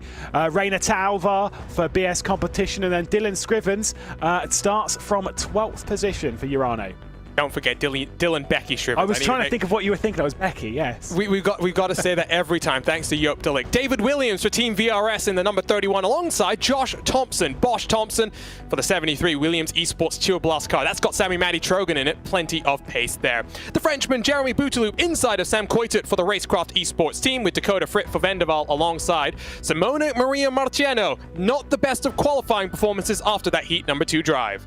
Speaking of not great qualifying performances, Josh Rogers, our champions of last year, champions all over the place. They're going to have to roll from 19th position alongside Jonas Vollmeyer in the Team Redline car. So big names there just at the back end of the top 20. La Fuente, that's a driver that knows how to get through a grid, rolling off of 21st position for the Williams Esports Husingfeld. And then we've got Sabia Racing, got through in the final couple of positions, 14th in Heat 2, rolling off from 22nd. And then it's the Yaz Heat Community car. Jordan Lacey, Yaroslav Honzik will be jumping into that one in the second half of the race, and Andre Butcher in the Williams Esports BenQ car. Final 6 cars. Nick Ledecky for Vendaval, Moreno Sorica, the first not to set a qualifying lap time, the Australian Bo Albert alongside Quintin Violate, and then the RN Vision STS Sim Racing team and BS Plus competition. 30 cars ready to rumble in the Styrian Mountains. The king of qualifying, Josh Rogers. Not sure what happened there. Qualifying, I think, much more important in these rounds than one might think, Lewis, because chaos, craziness in these opening laps. Rogers in a difficult situation, to put it mildly. Yeah, I'm going to be keeping my eyes very firmly on the Coanda Team VRS car that's rolling off from 19th spot. That is not good. I mean, qualifying, you can kind of afford it a little bit in the heat race. You still want to score those championship points, but in the heat race, as long as you're in the top 15, you get your way through. In this one, it's just mostly about the prize money. It's only 15 points for winning this race. This is critical. Not a great one for a few of our runners. Engines roar in the Styrian Mountains. Beneke picks up the throttle very early on. We are racing for 30 minutes at the Red Bull Ring. Beneke storms his way across the start-finish line, clear of the field. Sonnen sluts into second position. Pastor gets swarmed. Alejandro Sanchez sends it down the inside. Not the start Urano would have wanted. Yeah, superb though for MSI Esports. That number 47 from 5th up into 3rd place. Just trying to hang on now from Urano Esports, who did fantastic to get on the front row. Now they're going to be on the outside, bringing down to T3. Look at this down the outside. I think that was one of the VRS Grand car. There's a bit of sideways, a bit of a spin. Not sure who went off there. Is Vlad Kimichev down the order. Contact at T3 and away he goes. Luke Bennett, who started up in the top 6, is also... It's chaos. There's carnage coming up the hill. Well, wait and see exactly who else has got involved. 2 by 2, almost 3 wide to the inside. Coanda holds off that move, but long way around for Bosch Thompson. Almost gets squeezed off into the gravel. That's Brian Lockwood's teammate Sam Coitet, I think, looking to his inside. Yeah, the Racecraft car, you can really see that one from its white, gold, and black livery, just getting really involved in the mix there. Whoa, big move in the foreground, though, was Dylan Scrivens. Whoa, Martheno off the road. Not just him, I think Butcher got involved, Wollmeyer got involved, and that's coming in through towards, what's it, turn number 5, turn number 6. All we know is side by side down through the penultimate corner. This is much more exciting than I expected on lap number 1. I thought these drivers would remember 30 minutes on the clock this time around. Across the line and in control, 6/10 clear. Beneke from Sonnen, Sanchez, Pastor, and Collins, the top 5. David Williams, I think, got a slowdown penalty. He's dropped to 17th position. Yeah, that was a very chaotic start. You can see as well the number 5 that we're focused on now. Dan Beats just in the car at the moment and just having completed the move on Josh Thompson. But look at how crazy things are getting just behind. You've got Jeremy Bouteloup, you've got Josh Rogers, both trying to make a move on RG. Oh, dive back down the inside though, making it 3 wide at turn 3. Josh Rogers are on the outside. There's a little bit of contact as they're rolling off the corner and somehow they all come out just in one piece. Rogers almost got squeezed as Charles Leclerc did a couple of years ago. Manages to hold on to that one over the anti-cut curb that's waiting to usher you into the gravel. Incredible action. All it does, though, is mean that the top 9, now 2 seconds clear of this battle. Josh Thompson at the front of the train. Sam Coitet on the back of Christopher Dambeat. Number 30 machine for Coanda Simsport, Jeremy Bouteloup to the inside. Same with Sam Coitet. Side by side, not where you want to be. It's a very tricky position to make yourself work 2 by 2. Yeah, I mean, for some of these drivers, they've made a decent amount of progress from where they started, of course, most notably for the team VRS car and for the number 42 Williams Esports VC car. Made a decent amount of progress, up 5-6 positions in the opening lap, but still, not quite enough. It's a half-hour race, though, so there's still plenty of time for them to move their way up the order. We will see driver changes as well in this race, as side-by-side off of the final corner as well. It was Team Redline, I believe it was, defending quite hard there, just in the background. The Pro E-Racers started this one. The pros will jump in behind. Oh, who's that over the curve? I think that was Lafuente. Oh, well, we've seen him send it, that's for sure, this past summer in our GT3 competition. I mean, we're talking double digits gained in lap number 1. Not the easiest of starts for him, though. His teammate Josh Thompson doing much, much better up through the field. Here's some side-by-side action. It's Gianni Vecchio looking to the inside of Peter Berryman.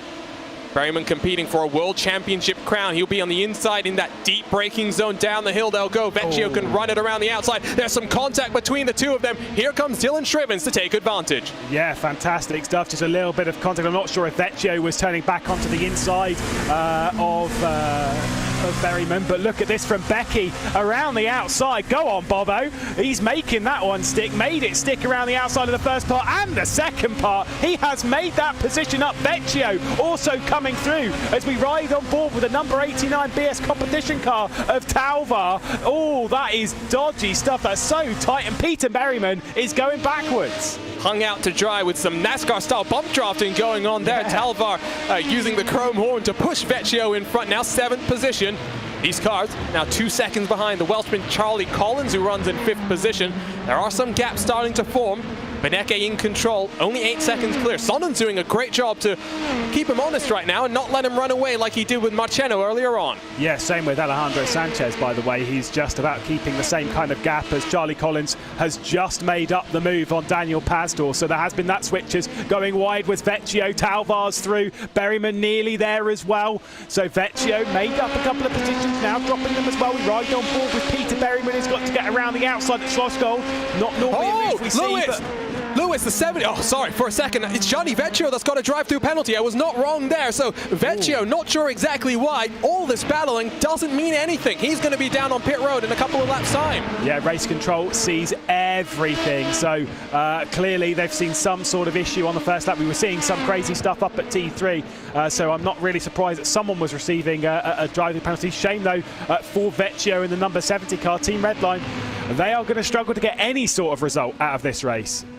Here's a look at something that happened between Marcheno in the 97, 71 for Redline down the inside. And, well, that's not what you want to see. So that's what happened on lap number 1. So that's the 71 car, I guess, of Jonas Warmar that got involved. Fastest lap punched in by Maximilian Beneke at 21.62 as his teammate down onto pit road. Williams Esports Ben Q, that's the 56 car, also has a drive-through penalty. So you said race control sees all. Race control not willing to let things slide, even though it's the first of 4 rounds. Yeah, when we saw the Logitech Gialtas Esports car go round, I also think that Dakota Fripp might have got involved in that in the Vendaval car, just kind of like making it a slight overlap, as there he is in the middle of all of this, and the R8G car also getting through, that one being the 888 of Vlad Kimichev, that's actually just trying to hang on from the entire chasing pack behind. Look at how crazy all of this is. Got to go around the outside of Fripp as Kimichev, and look at the 31 straight down the inside, the 3 wide. That was down his own teammate, and Vlad Kimichev is round. Into the gravel. I don't think necessarily contact spun him. It was that grip imbalance between gravel and tarmac. Now he's getting himself pointed in the right direction. That's going to be a long old wait for Vlad Kimichev. Not sure Roman Grosjean's going to be watching on too happily. Andre Bocher has also had to take his way onto pit road, so it was a drive-through penalty for his 56 Williams Esports Ben Q car. Might be day done for him. Looks like Nick Ludeke in the Vendaval 41 has also decided to call it a day. Here's a replay then for Vecchio. This is going to have to be what happened to give him that penalty. Oh! Okay, so he took out his teammate there as well. Yeah, I mean, there looked like there was a fair amount of space between them in that. Read into that what you will.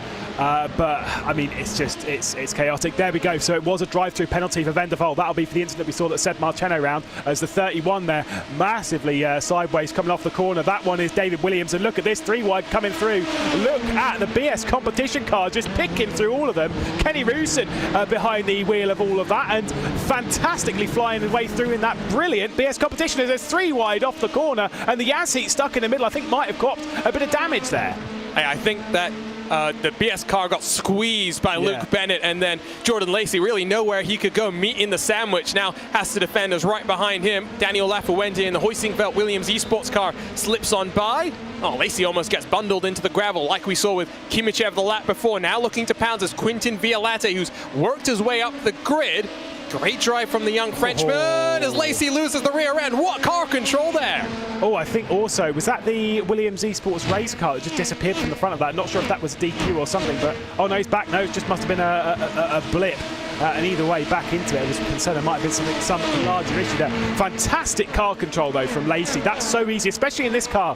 When you've got the traction control and stuff, it's really, really easy. If you've got the traction control up slightly too high, when you're sliding through a corner, if you use the throttle, which you'd normally use to kind of help correct the car, by using a little bit of throttle control, when you do that in this car, when it's sliding, if you've got the TC up, the TC will kick in the traction control. It will stop power from going to the rear wheels, and you'll go for a spin. Brilliant car control from Lacey to make sure that didn't happen.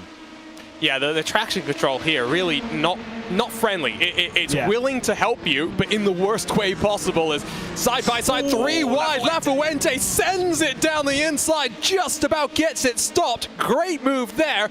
Lets his teammate Moreno Sorica follow him down the inside. Yeah, Lafuente, we normally see him driving in the Razor car. We normally see him with that green front end, so everyone can see him coming when he makes bold dives like that. Fantastic attempt down the inside. You can see as well, Logitech Gialtas Esports are closing into the rear end of this fight as well, so things are really, really building up for the number 1. We did see it pop up a bit earlier, by the way. Josh Rogers, fastest lap of the race, a 1:20.034, about 10 minutes into the race.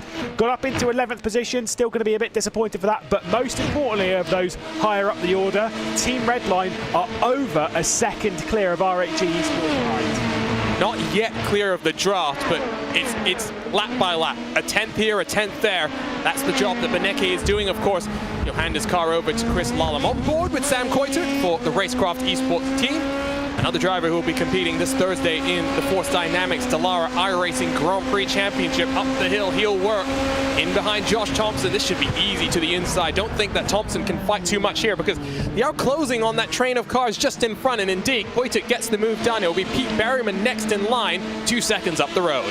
Yeah, nice little move, but they've got to watch out for Josh Rogers closing in behind Coanda and also Redline, I think, switching behind all of this. I mean, it's just constant, the action around here. Absolutely relentless how much has been going on around this Red Bull ring. It's normally what we'd expect around this circuit. Got to give a massive shout out though to Urano, who not only obviously had that fantastic qualifier, Daniel Pazder, on the front row of the grid. Obviously they've dropped back down, but they're still inside the top 5. But for the 55, for Dylan Scrivens, worked up the order from 12th position on the starting grid up now into 6th place. Obviously got to keep BS competition behind of Talvar, who's also had a decent start from 11th to 7th. But Urano, we spoke about this before a few times elsewhere, Argina, that Urano, when they go well, they go quite well indeed. And to say that of the teams we were coming into this with, we were speaking of the Team Red Lines of the BS competitions, of course, of the Coandas who have so many cars, and to see only a few cars in some outfits. Urano's one of those. They can punch well above their weight. To say they're running in 5th and 6th in this race, that's good going. And I mean, for Urano, they are German national champions in the DSRC.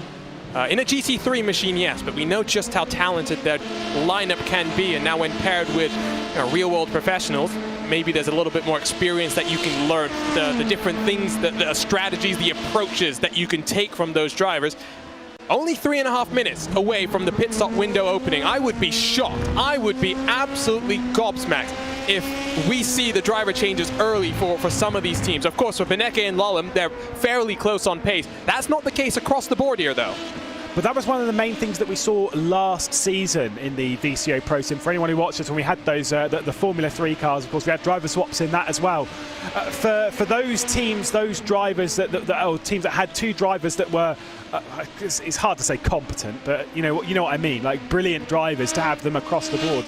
It was critical. It really was. Now with this season, I'd say that there are more teams that have equal in quality between the two drivers. Of course, I mean the Max Benecke and Chris Lullen, that's a fantastic lineup, but there are other ones. I mean, Josh Rogers, of course, our champion here with Ayhancan Güven last season and this season as well. That's a brilliant lineup, because we know that Chan is, I mean, he's pretty quick himself. Not just pretty quick, he just missed out on qualifying for the Porsche Tag Coanda Esports Super Cup this year. Competed last year, of course, in the top level of sim racing. His teammate Josh Rogers makes it look so easy down the inside. That's on the Williams Esports machine. Josh Thompson now starting to lose positions hand over fist. BS competition to the inside. Rainer Talvar trying to get on past Dylan Strivens. Again, outside line is going to work for you because you can get the power down, run your momentum to the inside of that double left-hander, but the 89 car holding strong.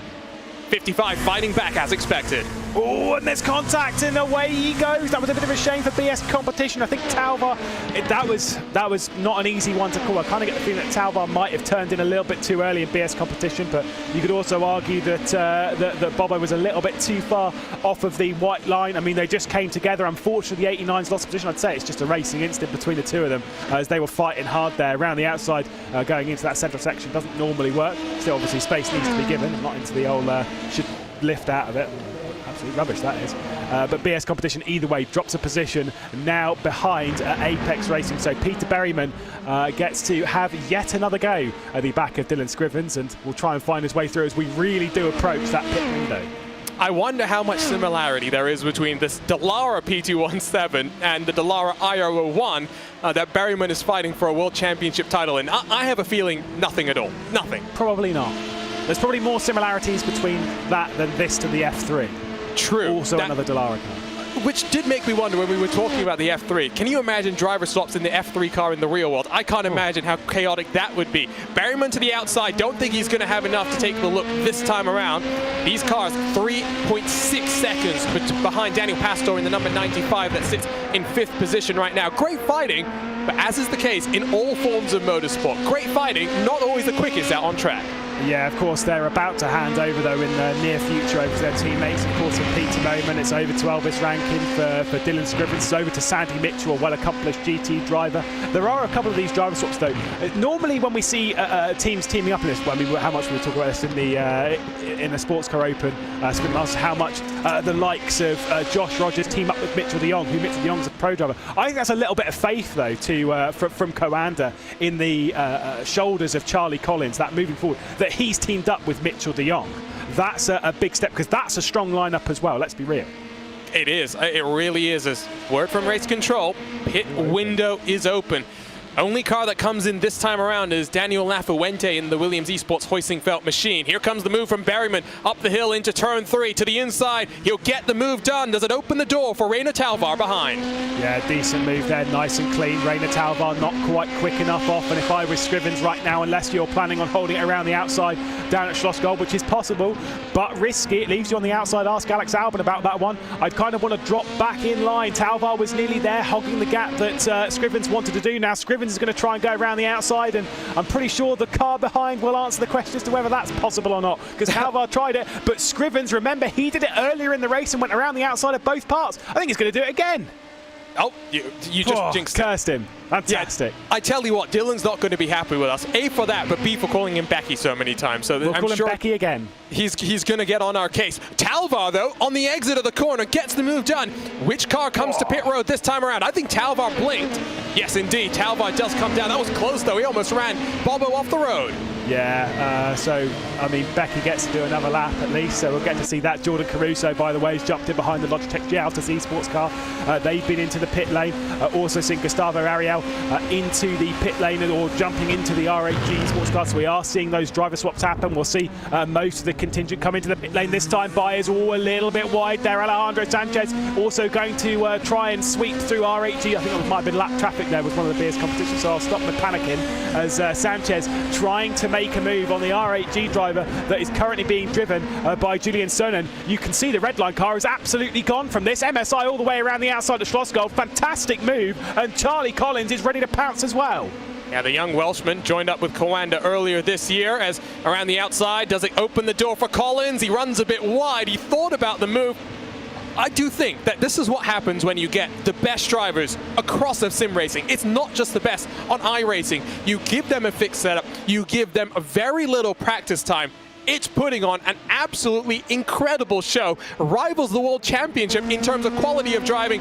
3 cars down onto pit road. Yeah, fantastic stuff to carry on with your point. I mean, VCO really are trying to be the stabilist. There's contact coming into the pit lane, though. Oh, that was pretty dramatic. Charlie Collins was locked up coming in there and nearly got involved in the rear end of the R8G car that did definitely tap Alejandro Sanchez in that number 47. That was a fairly dramatic moment. There'll be a damage repair. It won't be too major, though, because obviously there's no contact once they've got into the boxes and stuff. Once they're out of the fast lane, there is a fast repair. They can get it sorted, but it's still something you can ill afford. Back to your point, though, on VCO, whilst we're seeing all of these, it's trying we're trying to do here is have that staple piece of across the entirety of the sim racing world, not just here on iRacing, but also taking on competition from Assetto Corsa Competizione and R Factor 2, all coming up in the Esports Racing League. Of course, the Esports Racing World Cup, which will be on in January. I'm so looking forward to that.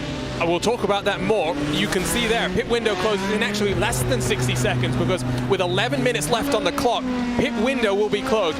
Dylan Shrivens, Sam Coiter still out there on track. I don't know if they're going to get down onto the lane in time. On board with Mitchell de Jong, who has taken over from Charlie Collins. You could see it was close between R8G and MSI coming out of the lane, but MSI settles back into line, at least for now. Beneke and his teammate Lullum gone. 3.5 seconds clear. Looking like a red line clean sweep if it holds as it is. I'm still curious, where is Shrivens and Coiter? Shrivens is in the pit lane now, anyway. 4 seconds. That's how close it was for Coiter to get into the lane in time. Whoa. Oh, Mitchell de Jong's eyes were open there. Did you see that? What a catch that was from Mitchell de Jong. Nearly slammed right into the back of the MSI Esports car. Had to wake up from that. That was a face of a scared driver if ever I've seen one. Yeah, not normal. Not normal from Mitchell de Jong. This is a driver, a Rallycross World Championship champion here on the iRacing service. So close to becoming the first multi-disciplined world champion on iRacing in the eNASCAR iRacing Coca-Cola series. And I gotta say, I mean, waking up at 3 a.m. and competing. You and I were talking before we went on air just how difficult it is for you to watch those eNASCAR races. Can you imagine competing? Yeah, I do, and that is not a joke. You know, I do like to. I did. You know, me and my mate Dan, we didn't go to sleep, but we did wait. We stayed up all the way through to watch the eNASCAR. It sounds silly for a sim race, but some of that stuff absolutely fantastic. Obviously, supported a little bit of Mitch de Jong, Casey Cohen, and whatnot. It was tight. You know, to get through into the final four, into that season finale, to actually contend for the championship, shows how good Mitchell de Jong is as a driver. Not only though, and this is where I have so much respect for Mitchell de Jong. Not only is he multi-disciplined, as I say, he can race in prototypes like this, open wheelers, touring cars, rallycross, NASCAR, whatever, racing all of that stuff. But not only can he do that, he can also compete for championships elsewhere in the sim racing stratosphere. I mean, they were racing when Coanda moved over into Assetto Corsa Competizione, and of course takes part in the Le Mans Virtual Series as well. So a fantastic driver. And as the 47 gets a little bit wobbly there, that's Ryan Wood, the New Zealander, jumping behind the wheel. Good car control to hold on. Competing in karting recently, has been stepping up into bigger vehicles as well. Young driver, as it does tend to be the case here in sim racing. Time is of the essence, and well, when you're aged. Well, not just that, it's that we have other responsibilities. Is that what it is? Apparently, that's what I like to tell myself. I mean, it's we're just following on the trend of some real-world drivers when they've got to the point of they don't race anymore, so they just go to the commentary. We've just sped that process up in sim racing, yes. you know. Well, retired early. We're great with the racing driver excuses, that's for sure. fantastic. Yeah, no, I've got plenty. I've got my book full. As here we go, seeing a bit of a move with BS Competition. Marius Zug picking up the position there on Team Redline, that one being the number 59. And look who's coming through as well. Williams Esports Razor made up a few positions on the start, dropped back a little bit, but Arthur Hook behind the wheel now. They're not aiming for the top 15, doesn't matter anymore. We're not in the heat races. This is about as many positions as you can get. There are points in this race. They don't extend all the way down the grid, but you've got to make sure that you're making up some positions. Battle for second. Battle for second. Ryan Wood, Elliot Veyron, they were side by side for a moment. De Jong has a great view of the action. Behind him, you can see Joachim Franosch, who's going to take some rather wonderful video content for all of this. De Jong around the outside. What a move from the American. Yeah, that would be good to get that on the camera. Fantastic stuff all the way around the outside. Beautiful move.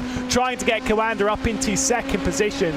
I mean, what a driver this is. Mitchell de Jong, one of the very best that we've got, and now going to try and make the move on the number 19, Elliot Veyron, behind the wheel right now, hanging on. At the moment, though, one thing is for sure, that number 11 Team Redline car is absolutely gone, and Chris Lullen's just set the fastest lap of the race, a 120.007, nearly into the 19s, as he clears a 5-second gap on the chasing pack, which I think is only going to get bigger as these lot battle. I thought for a moment de Jong was going to get the run out of turn one, but a little bit too far behind. Maybe a bit too aggressive on the braking zone. The inside, though, he will look. He's a little bit too far behind, but last of the late breakers, he's going to squeeze the RAG machine. There's some contact. Is there any damage? Not for now. De Jong still side by side. Where does the MSI machine go? Thank goodness this car is a tank. The MSI machine is blocked, and Wood there is not able to get through, but now he's going to commit around the outside of Slosh Gold, and there we go. Might well pick up the move on Mitchell de Jong. Superb stuff. Veyron is just holding up at the front. There was a bit of a block move from the number 19. De Jong, though, has to go around the outside, playing with so much risk right now. Not only the car on the inside, but obviously the dirt around the outside. Outside of the first part, outside of the second part. Position done once again. Fantastic. Not done yet. Now it's done. I think Wood was trying to hang on there just a little bit too far behind. Word from race control, no further action on incident 23. They've been so good today, so quick on the response time, making sure they're keeping up to date, their eyes ever present around the racetrack. Thank you to the entire race control team for the job they've done so far and will continue to do. With 3 weeks left to go, every Tuesday, the month of November, we will go racing. And if today is anything to go by, it's going to be a treat. Phil Denez, 119.921, fastest lap. Great to see Phil in action. Yeah, he's closing down on Fabrice Cornelis, who's sat in 5th position at the moment. Barter, though, Hugh Barter sets the fastest lap of the race. They are coming in thick and fast. That one by over 1/10 of a second as we're into the 19.8s now. I was talking to Uro just about to pop into the 19s. We're already jumping down the order as we ride on board with MSI Esports and Ryan Wood trying to figure a way past Mitch de Jong. Kind of might be easier to leave de Jong to either make a mistake of his own, which we don't normally see, a bit of a lock up there, but try and get him into a move on Veyron, which you could pick up the pieces of, which we've seen time and time again from plenty of drivers up and down the grid. Absolutely, and I'm a bit surprised that de Jong has made a couple of mistakes here and there. Maybe just indicates the level of practice that these drivers have had, and that unpredictable element of 3 tracks putting up for vote. And a reminder, you can get involved, twitter.com/VCO Esports. Put your vote in. 7 days from now, 3 more tracks will be put up for you, and you can decide where we'll go racing for round 2. 5 minutes left on the clock, so should be 4 laps, give or take, given that it's about a 1-minute 20 lap here at the Red Bull Ring. Veyron a little bit clear. De Jong's got some work to do. I mean, I was going to say earlier, oh, by the way, sorry, Phil Denez is just about to make a move on Fabrice Cornelis down into T1. Superb move from Phil Denez. So he's up into 5th position, but Cornelis was coming back at him there, gave him a little bit of bump draft, which is a bit odd for Cornelis there, because he's just trying to pull away from his teammate, Sandy Mitchell, who's now behind the wheel of the 53. So allowing that gap to grow just ever so slightly, going all NASCAR action on you as Phil Denez up into 5th position. Ayhancan Güven, though, gets past Rankin, so our champions are working up the order, up into 8th spot now.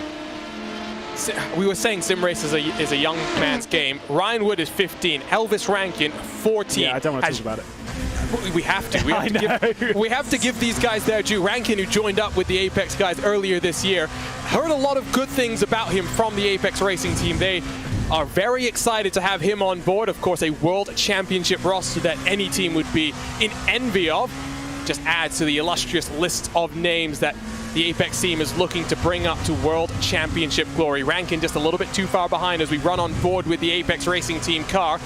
Up front, that gap between De Jong and Veyron is now up to 0.7 of a second. Remember as well, top 15 will score points. It's 15 points for the winner all the way down to a solitary 1 point for 15. Prize money as well from 1 to 15, so there is stuff to play for here as looks like Race Control has some more action to take a look at. Yeah, to talk of the young drivers coming through, I mean, it's a topic which I've focused on quite a bit because it's one of those ones which is really, really interesting. Think of all the big drivers over the years of the present time, as we'll see Williams Esports Razor going to battle this one out, and this might be a bit of an interesting move on Gustus Grimbergus into T1. Arthur Lehoux behind the wheel right now.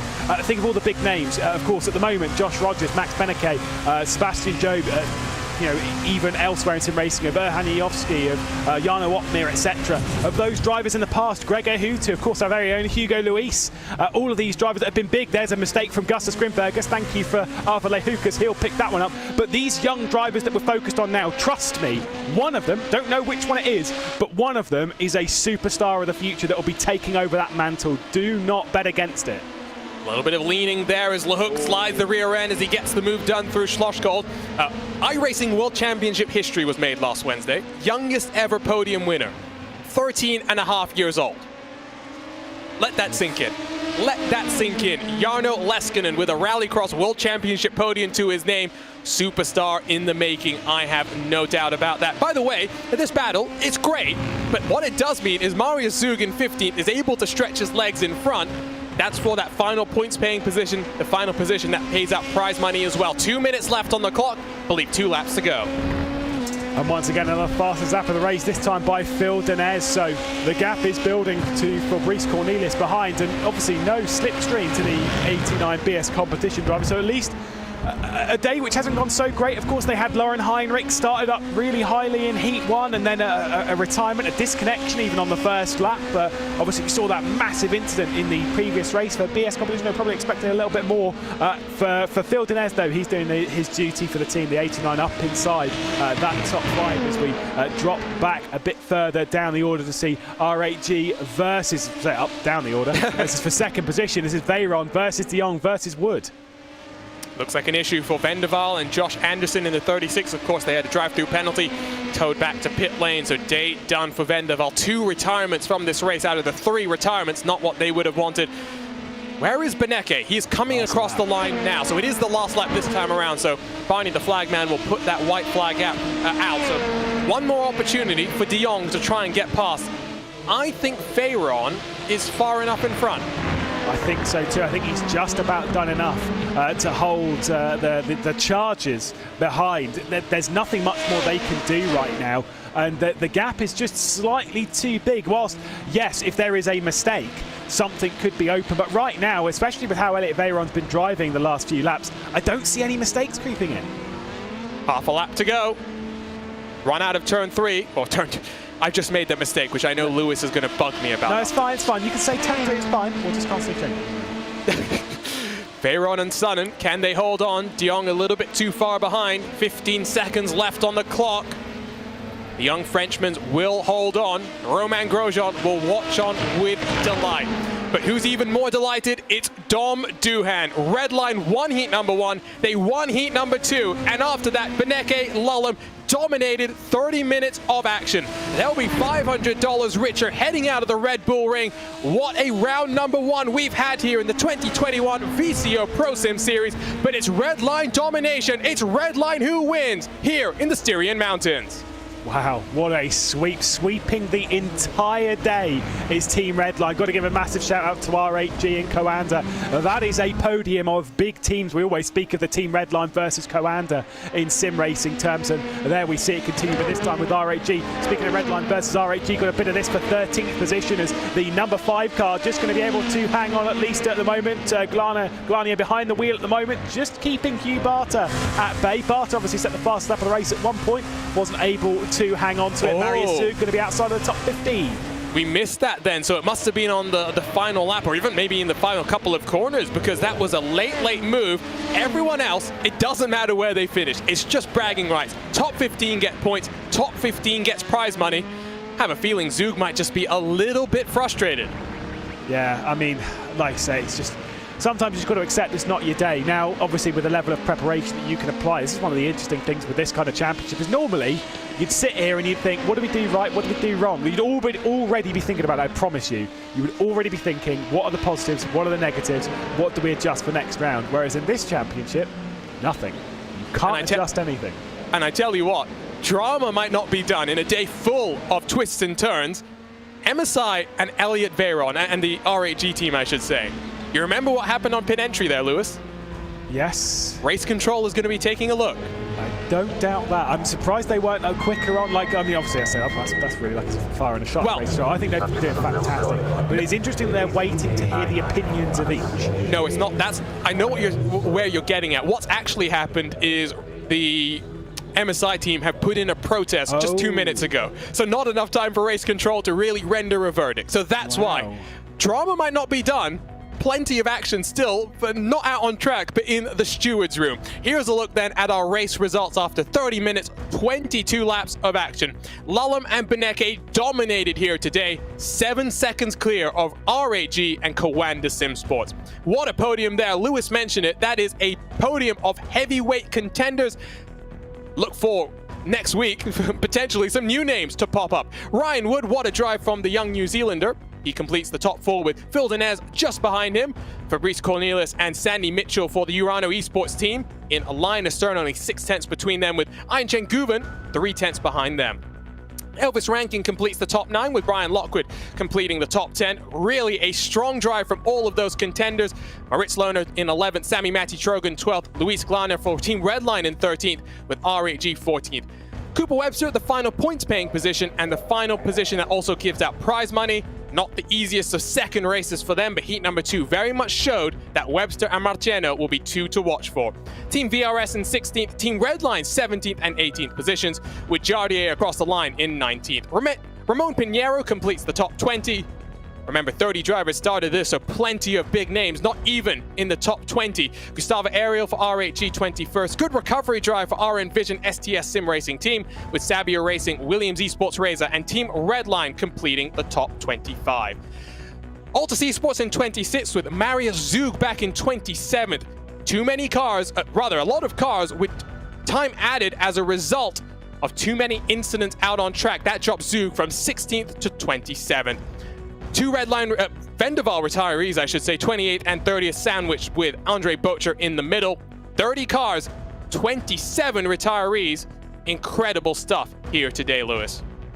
I mean, yeah, that was absolute madness. We started out with that race 1 was pretty chaotic, and there was, a lot of crashes towards the back end. Race 2 was, the second heat was fantastic, and to end it with a final like that, the only disappointment you could really pull from it is there was a bit of an incident running up in towards turn 3. That one was adjudicated to be at fault of one of the drivers further back, but then again, I didn't see that flip from the Williams car. It was just crazy all the way throughout. Action constantly from start to finish. We'll take a look at more actions before we get down to victory lane, where Redline's Lalem and Beneke are waiting. Here was some action through the double left-hander, some incredible moves around the outside that we didn't necessarily we thought were possible. There was a mistake from one of the Coanda drivers, let his teammate slip on down the inside.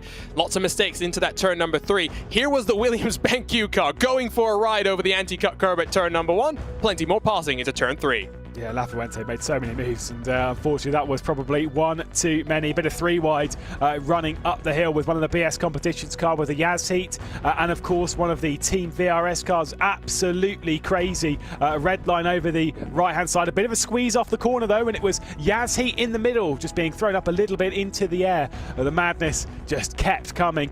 There was an enormous move from Lafuente. It allowed the Williams Esports Razor car also to come through, as the Racecraft car was also on the attack, making another move down into turn 3. Well, while we continue to watch some of these highlights from the 30-minute bonus race, let's talk to our race winners. Let's start with Chris Lalem, who took the checkered flag at the end. Domination from Redline, Chris. I'm sure you're delighted. Talking to you for the second time today as well. Yeah, no, it's amazing. The race for me was pretty straightforward, because Max did all the work in the first stint, and a pretty phenomenal qualifying under that 1 lap stress. So yeah, no, we're really happy.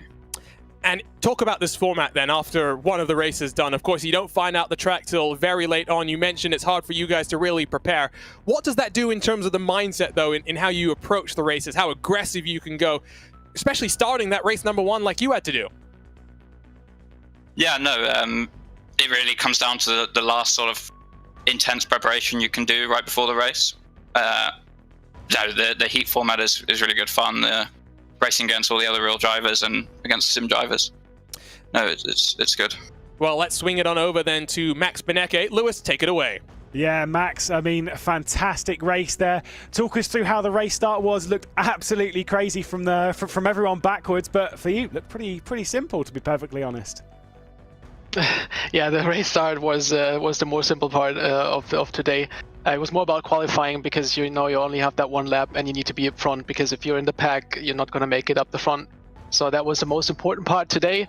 And afterwards, I just tried to get Julian out of the slipstream, and eventually that worked. So just very happy. Chris made a perfect job afterwards, bringing the car home. Also in the first race, giving me the car in a very good position. So overall, just very happy to have maximum points today. And in Heat 2, was that a large confidence booster for the final when you made that move on the Logitech G Alta Esports car late in the race? A great move, must be said. Did that give you like that little just extra, something special for the bonus race? To be fair, I think Simeone just didn't have a lot of practice for this race, so he was a bit off in the first race when he just got into the race quite cold. So that move was pretty easy. I had a big, let's say I was quite quick out of the corner before, so it didn't really give me a confidence boost. I knew it was all about the qualifying for this race, so I tried to focus as much as I could afterwards, and luckily that worked out. And one thing that we were kind of discussing in that race was how some of the teams and drivers in other championships, you'd sit there and think, right, okay, what can we do for next round already? Whereas now we have no idea what the circuits are going to be, only really find out on the day. Is there anything that you could do to prepare, or do you just kind of forget about the VCO ProSim Series until it comes round next week? Sure, there are a couple of things you can do. Of course, you can always practice more tracks beforehand. Obviously, that's going to be quite tricky because there's 70, 80 tracks or so you can practice on. So that's going to be a lot of time, but you can always practice on 3, 4, 5 tracks and then see what you can do with the strategy. Maybe there's something different you can do when you come into the pits. You can practice driver swaps, all of these kind of things. And obviously you have to stay connected to the car because it's not a car a lot of people from us drive regularly. So it's always something you learn new about it. So maybe there's something to find. Sure, there's always practice going on for the races, although you don't know the track before. Well, thanks, Max. Great drive. Perfect stuff.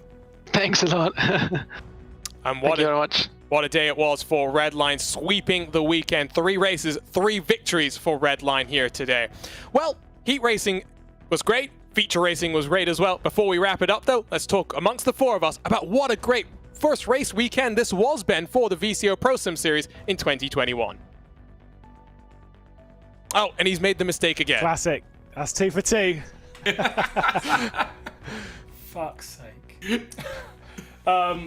Yeah, I think the key thing is here that Redline with Max and Chris, you remember how flustered they got, or especially Max got in the VCO ProSim last year across the 8 rounds. Fine, dominant when he was with Verstappen, but when he started getting different teammates, he kind of lost his cool a little bit.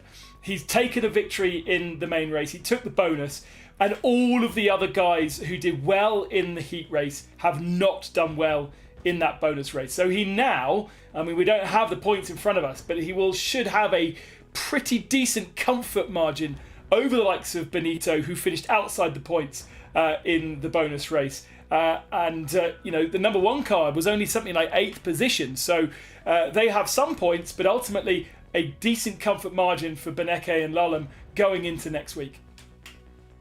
Yeah, it's really not a long championship as well, so maintaining momentum, I think, is going to be crucial. And it was interesting to hear that Beneke thinks that you can actually do some preparation in the next couple of days. I would have thought, much like Lewis was suggesting, put this on the back burner, don't think about it until next Tuesday, but you can always get a bit quicker with this car, especially when, like he said, they're not the most familiar with it. They don't campaign it. At least he doesn't campaign it week in, week out. The Redline specialist in the prototypes is Paddy Wolf, who we're not seeing in action this season. But what a day for Redline. I'm sure Dom Duhan has an ear-to-ear smile wherever he's watching from. Absolutely, I 100% agree. I think Redline themselves have been absolutely fantastic. I mean, across the board. I mean, what a start. You couldn't wish for a better one. I mean, Enzo Benito got them off to a flyer at the very beginning. But also, I got to give a lot of credit to R8G as well. I expect Romain Grosjean to be delighted with how his drivers have performed. They've turned up, and I have to say, they've been right in the firing line for getting those places at the very top. We're only in round one. I mean, naturally, great day for Redline, and obviously for the likes of Chris Lullen and of course Maximilian Beneke. But bear in mind, we've got 3 rounds left. I mean, Romain Grosjean's team, they could really kick things up a notch. Yeah, what a way it was to start the season. I'm not going to lie, I don't know how you guys feel, but I am so pumped for the next few rounds. Well, we had 6 different teams in the top 6 positions. So whilst we talk about Redline being the dominant force, great to see R8G, and I understand that Romain will be with us for at least the last of the rounds. He was actually in surgery and is in hospital tonight, getting a skin graft on his hand, so that's why he's not with us. That's why he's watching rather than driving, but I am assured that when he is back at home in Geneva, he'll be on that rig and we should see him drive. And like I mentioned earlier as well, the guys from the WEC will be coming back from Bahrain. That race is a Saturday race. So next Tuesday, the likes of Antonio Felix da Costa, Stoffel Vandoorne, people like that who, if they're not racing in VCO, I know that they're racing on iRacing on a Tuesday night anyway. There's a big group of racing drivers that do so. And so I hope that we'll see a few of those with us next week to bolster the field even further. But we have had some amazing names. Sad not to get Jimmy Broadbent through into the final, but Yardi, I think, finished 19th in the end, so that's not too bad considering he's not really an iRacing specialist. I was quite disappointed for Broadbent and Gordy Much, who of course were teaming together after a double victory in Britcar in their Praga R1 to not get through. Jardet looked good. I think there was a lot of people who will be disappointed. I mean, Rogers with a shocking qualifying performance, especially given his standards in terms of his qualifying speed. Tony Kanaan, Jamie Fluke, I know they'll be a bit gutted given how things went. But that's what's great about this championship. Maybe next week the track favors them a little bit more. Red Bull Ring is an interesting one, not necessarily as technical as Mid-Ohio, for example. That was one of our other potential tracks that we would have visited today. So I have no doubt that the peaks will be high, the valleys will be low. There's plenty of excitement yet to come. Absolutely. We'll be with you every single Tuesday evening, 8 o'clock local time. And of course, across all the weekends, we've got plenty of racing action on the VCO Esports channel. So make sure you keep up to date with everything that we're doing here at VCO. The chat show has moved momentarily to Monday evenings, whilst we have this on Tuesdays. 3 rounds left. But at the moment, it is one hand at the top of the standings for Beneke, who really deserves a major title after so many opportunities across the years. We will be back with you next Tuesday evening at 8 o'clock. Thank you to our team, Ajana and Lewis doing a great job on the bonus race, whilst George and I sipped our beers. I think we might have the hard shift next week, George. We're going to be doing both of them. I don't mind. It's the only way. I prefer to be talking rather than watching, I have to say. But you guys did a great job. It's been a pleasure to work with the whole team, both on screen and behind the scenes as well. Hugo, Florian, and Mark Henrici, part of the race control. Thanks very much for joining us. Thanks for all the teams to be entering, and we'll see you this time next week. Bye-bye.